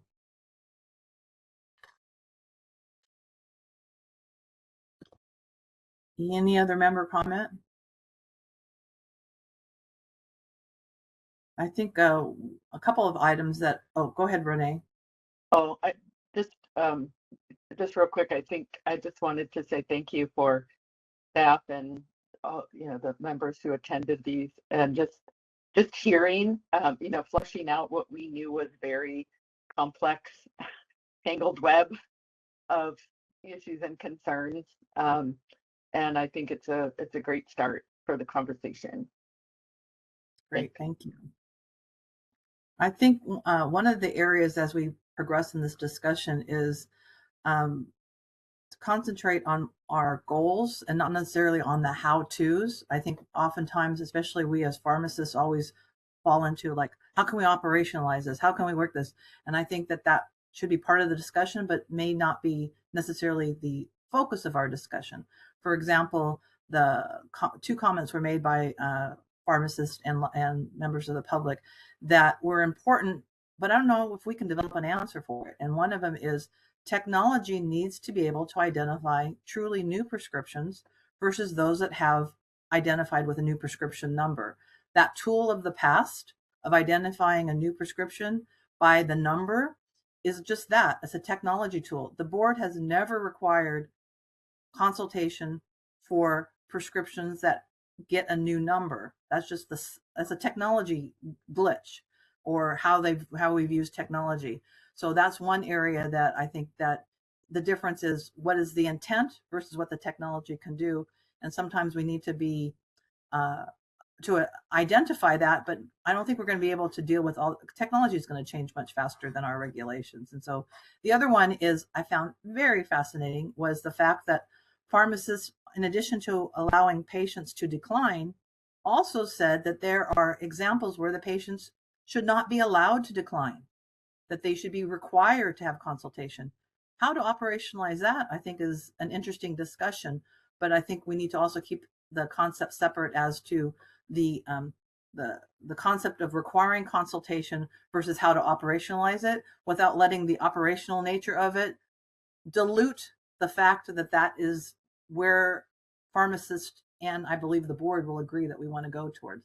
So I think it's going to be a fascinating discussion, and I would encourage us to not get too into the details of operationalizing because technology is changing so fast, and anything that we move towards, technology will catch up. We've seen that in other areas too, where, patient-centered labeling, no one could do the right font, but lo and behold, every technology does the font now. So those are my soapbox comments. I appreciate everyone's members. Now that I've talked about that a little bit more, did you want to say anything else before we go to public comment? Thank you, Chair Serpa. I just have one comment to your comment, and I think that's a great comment. I think that's really important. And I know that we've kind of been using, a lot of recommending and requiring like a policies and procedure approach. And I'm just putting that out there. Maybe that's the way, because to convey what you're saying, how do we, operationalize? And I don't think the text and the regulation is really going to do anything. I think that's going to be very hard to do so. Like Nicole's comments, that is, and your comment, yes, it's obviously if someone had the same medication, just a new number, and the technology cannot identify that that is a refill, that is a way. And I don't think the Board of Pharmacy is going to cite or fine somebody for, obviously breaking that regulation if that person gets to go away from the pharmacy. So how can we, although that could be a technique, how can we technically like make it all work and fit that, our concept into a regulation? And, I think that as we have used a lot of policies and procedure approach, that might be a way that we could allow a business, a pharmacy to, comply with a minimum requirement that is maybe a federal requirement, but also be able to say that a pharmacy can come up with their own solution and we're not going to get in between that.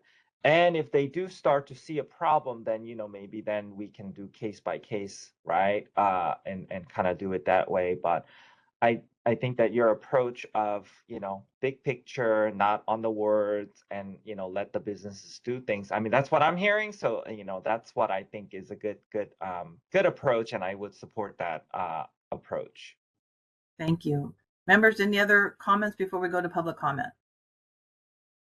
Yes, Maria. Sorry to keep talking. There was one thing I forgot to mention the first time. I also wanted to flag that I think sometimes the consultations, it didn't sound like this came up in the discussion, but consultations can be a risk for errors because of that context switching when you're deep in thought and then you get pulled out to do something.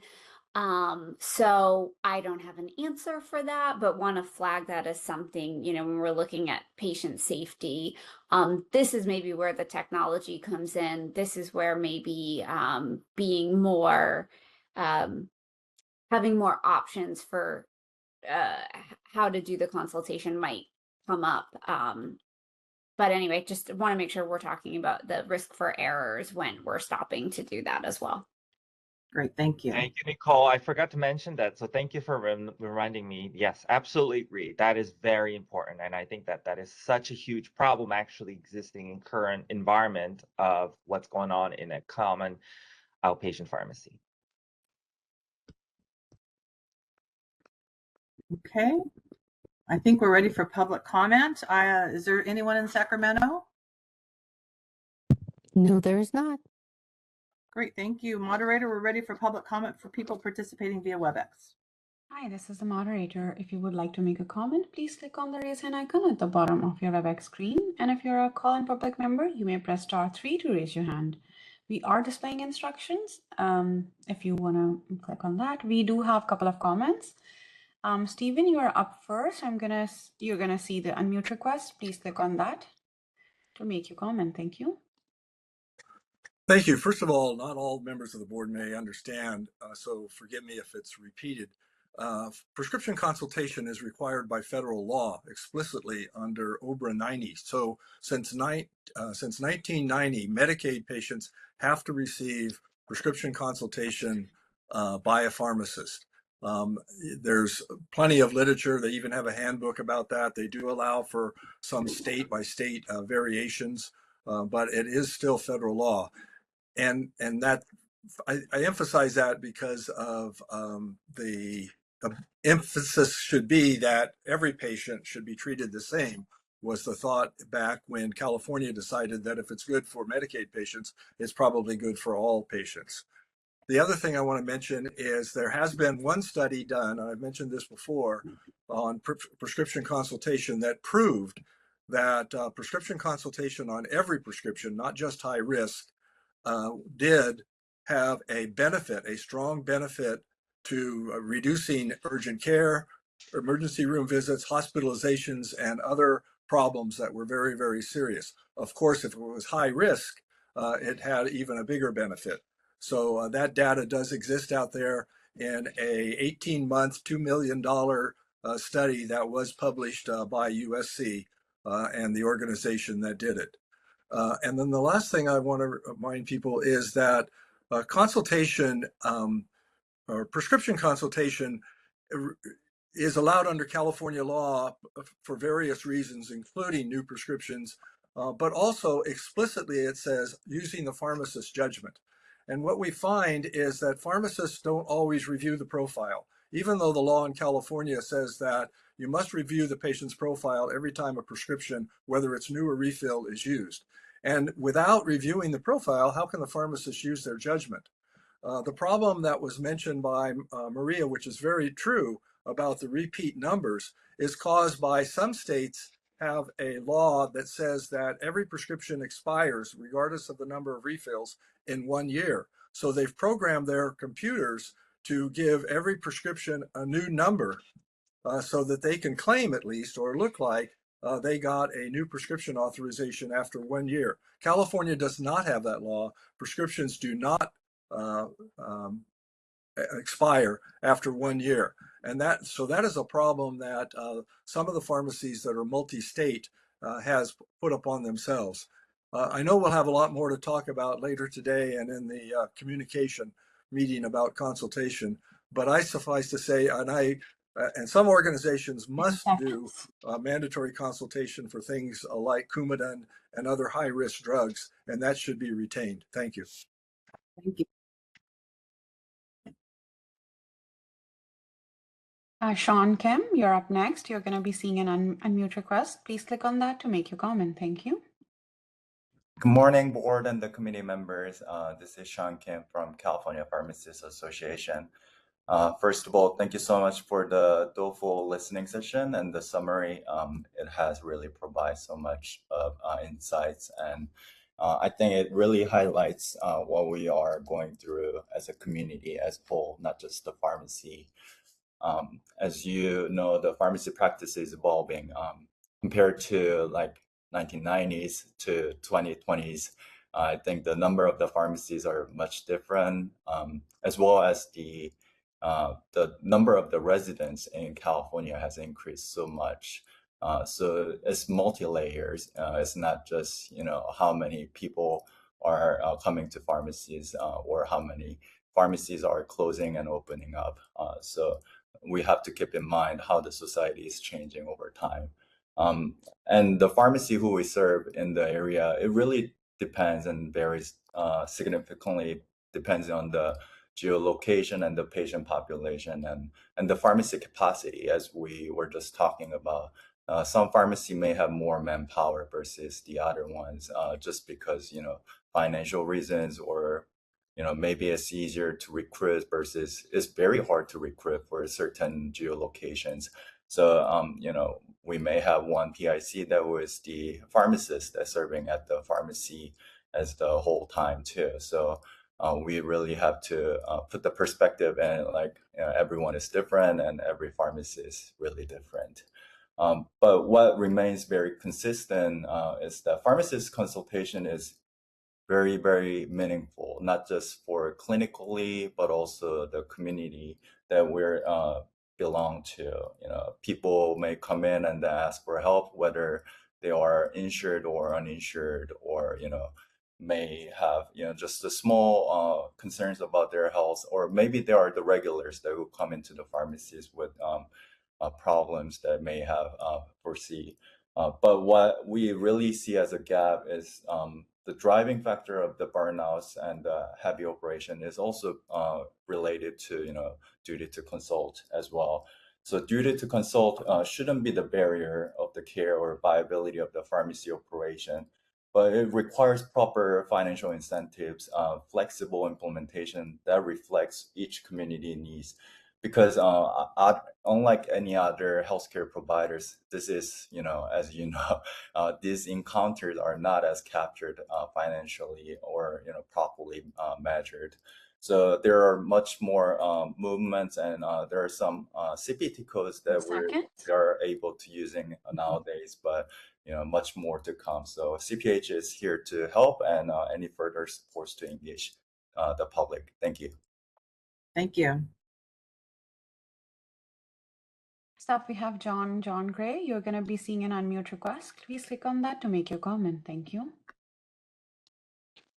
Hi, good morning. This is John Gray, registered pharmacist with Kaiser Permanente. Thanks for the opportunity to comment on this really important topic. Also, thanks for the listening sessions. I was also able to attend one and found the conversation to be really elucidating and valuable. Just first want to echo what all of my colleagues have said, that providing patients with the opportunity to have consultation with a pharmacist is really important and needs to be retained. And I want to focus in on a couple of things that Board Member Thibault raised that I also think are important considerations as you kind of continue this work going forward. The first is Board Member Thibault kind of suggested that there ought to be a way to address this awkward situation where the pharmacist is kind of compelled, or the non-pharmacist employee is kind of compelled to say, okay, the pharmacist will give you a consultation now. And I think I agree that there ought to be a way to make that feel less awkward, and I would add less paternalistic, right? It feels like to say the pharmacist will give you a consultation now kind of removes any element of choice in the matter from the patient, which ultimately they do have a choice. And secondly, and relatedly, I think it was Board Member Thibault suggested that for prescriptions that are not new medications, perhaps it is reasonable to make it more of a question from a non-pharmacist staff member to the patient. Would you like to speak to the pharmacist? Do you have any questions about your medications today?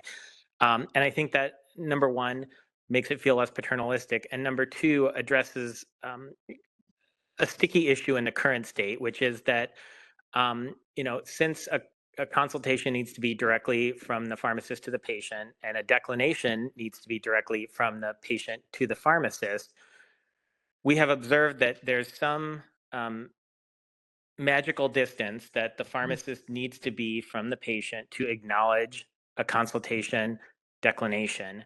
And it can be different based on the inspector who happens to be observing the consultation at the time. But we think that this variability and this ambiguity in what is an appropriate declination, what's an appropriate way to receive a declination is really problematic, and would appreciate the board considering that as you move forward. Thanks for the opportunity to comment. Thank you. Next, we have Rob. Rob, you're going to be seeing an unmute request. Please click on that to make your comment. Thank you. Hi, this is Rob Geddes with CVS Health, and I don't want to belabor the point, but appreciate the comments made by John Gray and also by Board Member Thibault. We definitely recognize that technology can play a role here and help our pharmacists by assisting them to make good decisions on who needs their time.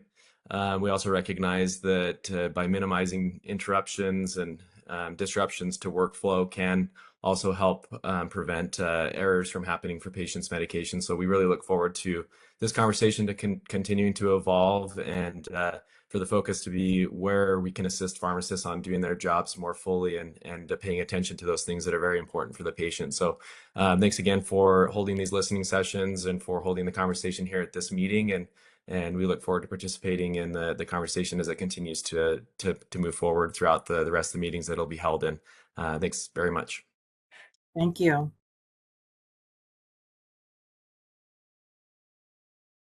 We have no other comments. I turn to you, Chair.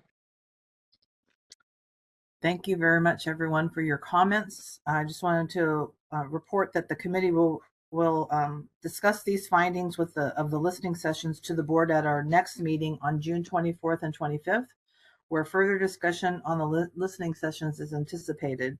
I expect this topic will continue on future committee meetings as we continue next steps and ways to minimize the barriers and support pharmacists provided consultation. There certainly is more to come on this extensive issue. Any final comments, members, before we move on to the next agenda item? Okay. Next agenda item is discussion and possible action to make recommendations to the board up on the updates to automated drug delivery system self-assessment.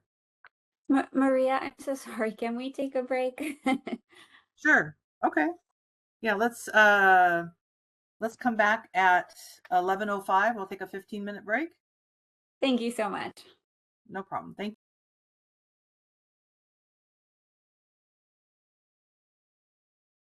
Hello, everyone. It's 11:05. I think we're waiting for a few cameras to be turned on.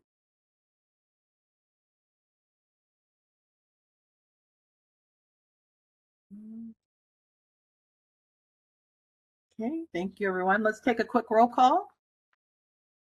Can everyone hear me? Okay, good.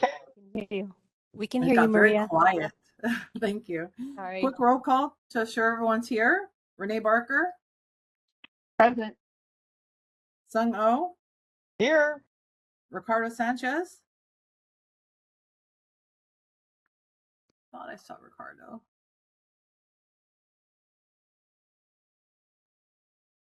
I thought I just saw him there. Ricardo, I see you, but I can't hear you. He's working on his microphone. Nicole Tebow. Present. Great. Corinne and DP, what do we do about Ricardo? It looks like he can hear us, but I don't think he can speak. It looks like he's muted to me.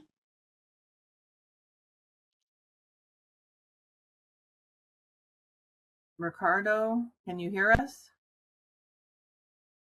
He's talking. You have to unmute. Yes, I'm here. Sorry. Okay, perfect. Okay, good. So we're all here, so we're ready to continue. Thank you. We're going to move on to agenda item 7. That's where we are again. Discussion and possible action to make recommendation to the board regarding updates to the automated drug delivery system self-assessment form. Members, you may recall in recent board meetings, the board updated and approved several of our self-assessment forms. Historically, the self-assessment requirements reside in various provisions of pharmacy law and regulation. The board sunset bill, AB 1503, centralized the self-assessment process into statute. BPC 4040.6 provides for self-assessment process shall be performed on a form approved by the board in consultation with stakeholders and posted on its website. AB 1503 allows the board to streamline the process of annually updating the forms and ensures consistency in the board's approach to promote licensee self-compliance. As a reminder, we are also taking this opportunity to update the format of all self-assessment forms for ease of use by the regulated public. Attachment 2 includes the updated ADDS self-assessment form. After discussion, should the committee believe the updated self-assessment form is ready for consideration by the board, we may refer the updated document to the full board. Members, I welcome your thoughts and feedback on the updated ADDS self-assessment form.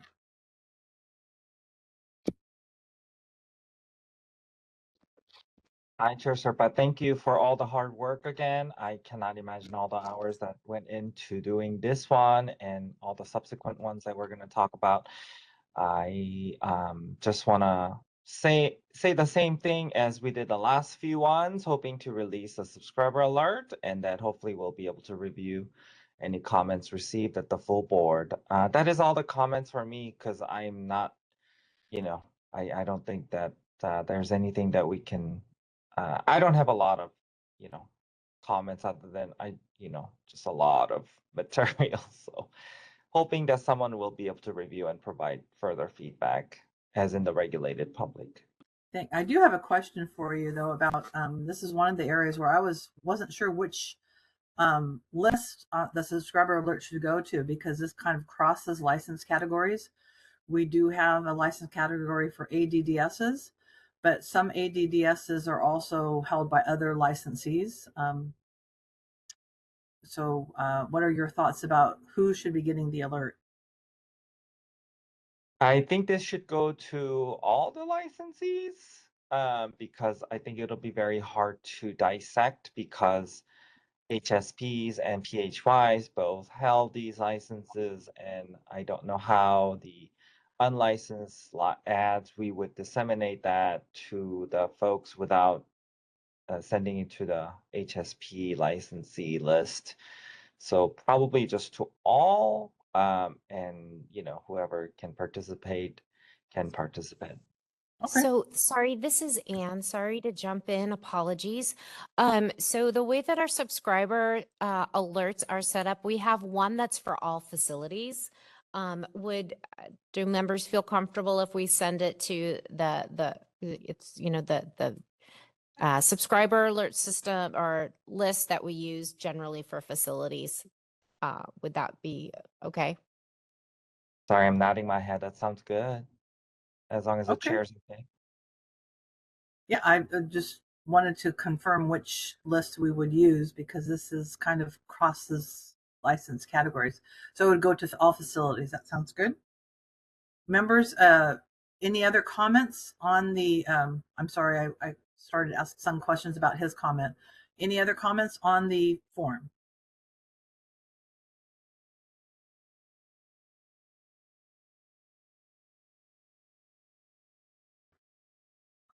I'm sorry, there's some noise in the background at my home, so if I can't see everyone, so I don't think there are any more comments from members. I think, moderator, we're ready for comments for people participating via WebEx. Hi, this is the moderator. If you would like to make a comment, please click on the raise hand icon at the bottom of your WebEx screen. And if you're a dial-in public member, you may press *3 to raise your hand. We are displaying instructions and we'll give you a moment.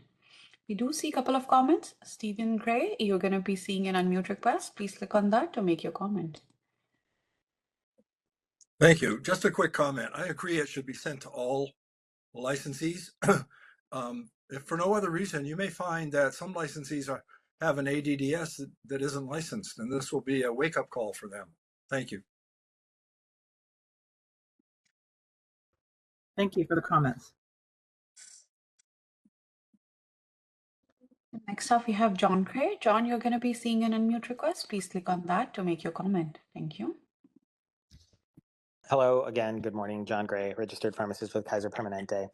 I just wanted to echo, first of all, what I've said with some of these other self-assessments, and that is that I've reviewed this one.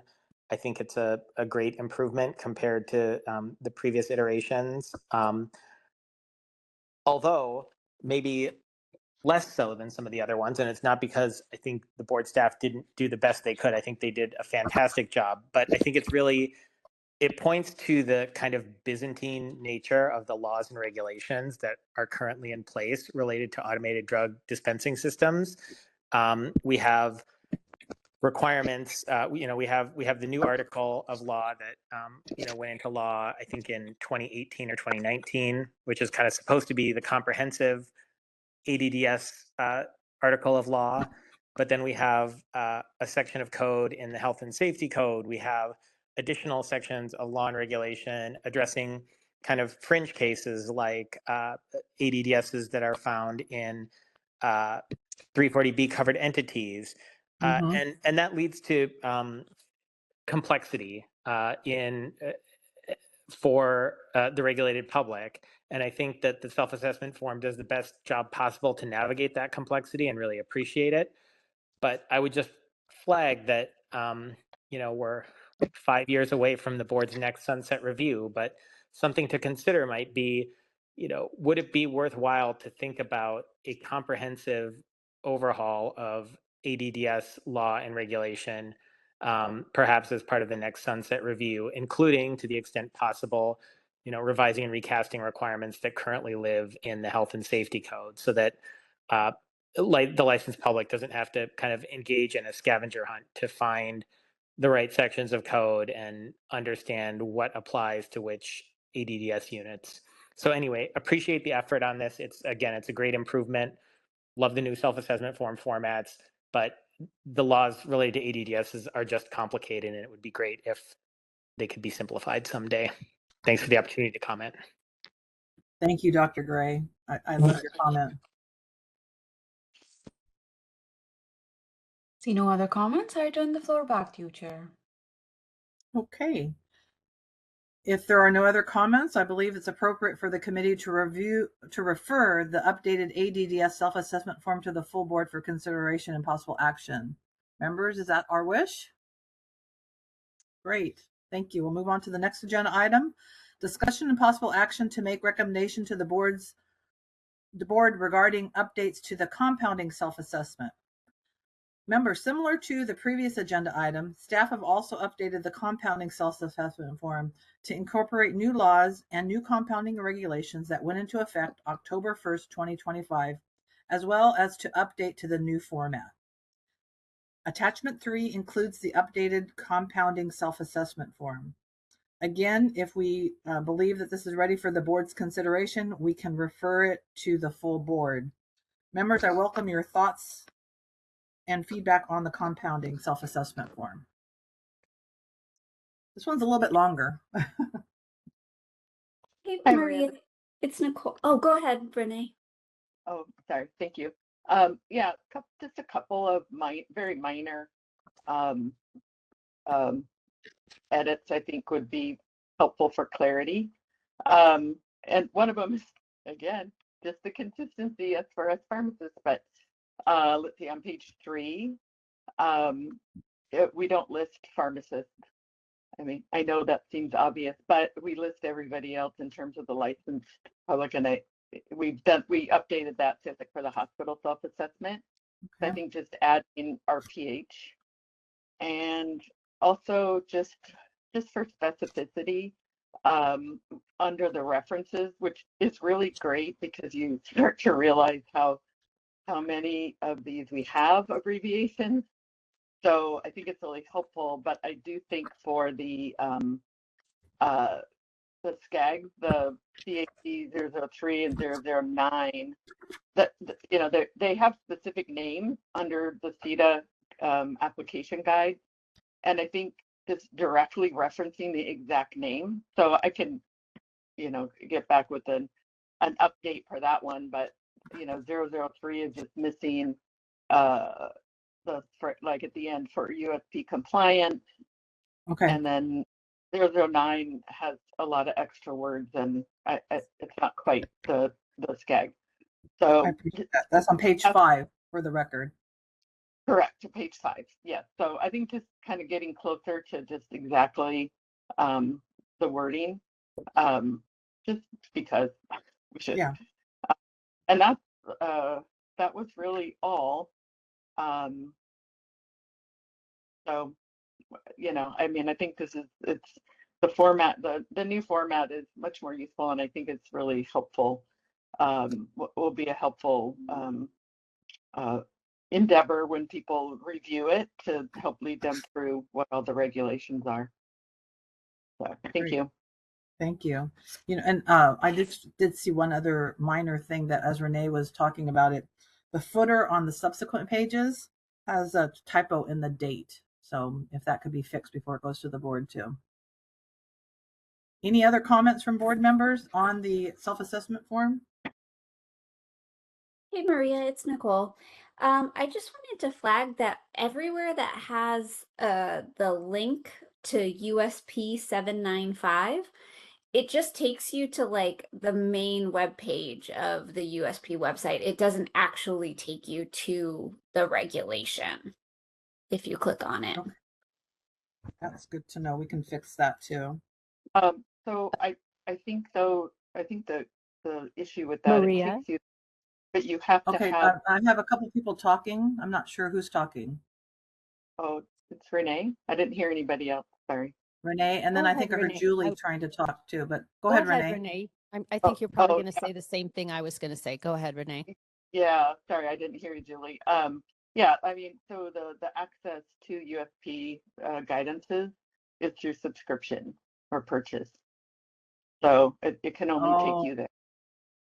yeah, that's a good point. So that's for those who are not familiar with compounding regulations.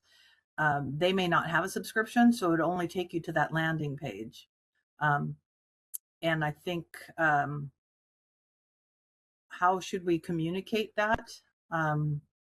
Does the landing page actually say how to purchase a subscription, or what does the landing page say? Is that sufficient? I'm not someone who We can uses look this. into that before the board meeting to make Yeah. sure that, because those of us who have a subscription never have that happen to us. So we'll have someone else try it and see what happens. Yeah, as someone who doesn't have a subscription, I don't use it very often. It wasn't obvious to me where to find it. I didn't spend a ton of time working on it, but it wasn't super straightforward. Okay, so we'll talk about that a little bit more, and we'll see what it lands on. And if it needs to have more instruction, we might be able to include some sort of note on the self-assessment form. But if that's okay with the committee, I can work with staff to clarify that before the board meeting. Thank Yeah, you, it doesn't thank you. like when I look at it, it doesn't. It's not immediately obvious. It's not as close to the document. So I think, yeah, we could have probably something that's more helpful. Yeah. Thank you. Any other member comments? Okay, seeing none, I think we're ready for public comment for people participating via WebEx. This is the moderator. If you would like to make a comment, please click on the raise hand icon at the bottom of your WebEx screen. We are displaying instructions and we'll give you a moment. We do have a comment, Stephen. You're going to be seeing an unmute request on your screen. Please click on that to make your comment. Thank you. Thank you again. The previous immediate discussion raised a point that I was going to make, and I guess the question is, if a pharmacy is doing compounding, how can they not have a subscription to USP? In other words, I go back, as you all that know me, I'm old, but I go back to remember where the Board of Pharmacy Regulations mandated certain references be available in the pharmacy, immediately available, so that the pharmacists that are responsible for following those regulations, et cetera, had them there. So I think that there should be, perhaps for a future agenda topic or whatever, some discussion about any pharmacy that is a compounding pharmacy needs to have a subscription, or God forbid the full text of the USP available to the pharmacists, so that they can be at least use it necessarily for compounding reference when they're involved in doing that. So I think it's unacceptable to expect a pharmacist to comply with a law or USP, especially when it's so detailed, without having the immediately available to them the USP. Thank you. Thank you.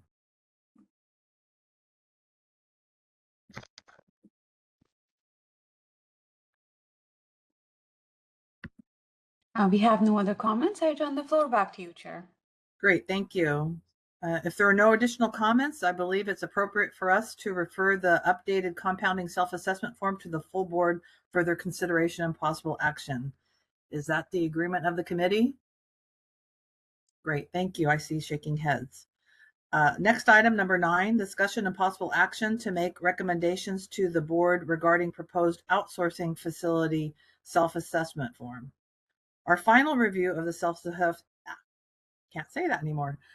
Our final review of the self-assessment forms today is a new self-assessment form for outsourcing facilities. I emphasize the word new because we've been going through updates for the last few meetings.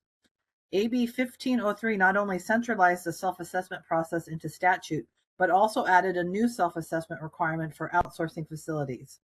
This addition ensures consistency across license types in the board's approach to promoting licensee self-compliance.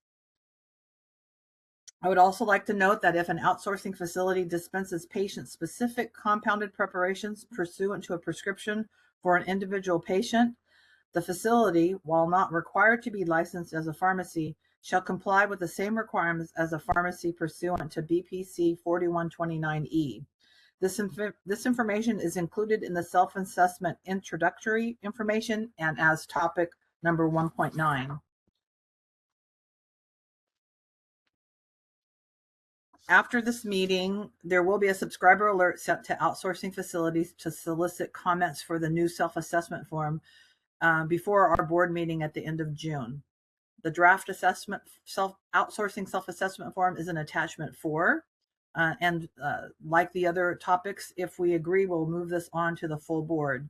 Members, do you have any thoughts or comments on the new outsourcing self-assessment form? Hi, Chair Serpa. My only question is, in general, I believe self-assessment, we have been requesting it to be completed by our in-state organizations, usually organizations or licensees. But I think outsourcing is, are we expecting it to be completed by all outsourcing facilities licensed by California who are within or outside, or are we focusing on within? Because there's just so few.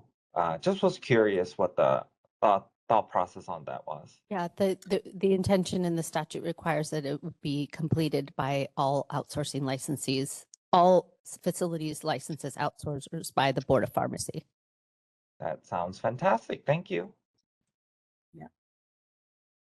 Any other board member comments? Seeing none, I think we're ready for public comment via WebEx. Hi, this is the moderator. If you would like to make a comment on this agenda item, you may look for the raise hand icon at the bottom of your WebEx screen.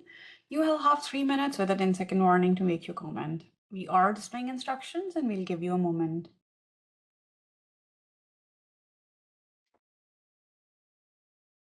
See no comments, I turn the floor back to you, Chair. Great, thank you. Again, consistent with our previous discussion, I believe it's appropriate for us to refer this new self-assessment form to the board for consideration and possible action. So we'll go ahead and do that. Next item is discussion of enforcement statistics. The meeting materials include a summary of the enforcement statistics through June 1st. The board initiated 3,581 complaints and closed 2,398 investigations through June 1st. As of June 1st, the board has 2,270 field investigations pending. The materials provide a breakdown of the average time frame for each of the various stages of the field investigation process. Copy of the enforcement statistics are included in attachment 5. Members, any thoughts or comments on the statistics? Hi, Chair Serpa. Sorry, no, I was going too fast. No, sorry. I'm sure it's a typo. I think it would be funny if our pending enforcement workforce case complaint is 30,000, but I believe that's a typo on the first page, first table. I think it's not 30,000. So that's the only one. Thank you. Did you see the typo on the statistics or on the chair report? On the statistics, the attachment. Okay. Yeah. Good. Attachment 5. So we can correct that for the board meeting. Any other comments? Thank you for catching the typo. Seeing none, we're ready for public comment via WebEx. This is the moderator. If you would like to make a comment on this agenda item, you may look for the raise hand icon at the bottom of your WebEx screen. We are displaying instructions and we'll give you a moment.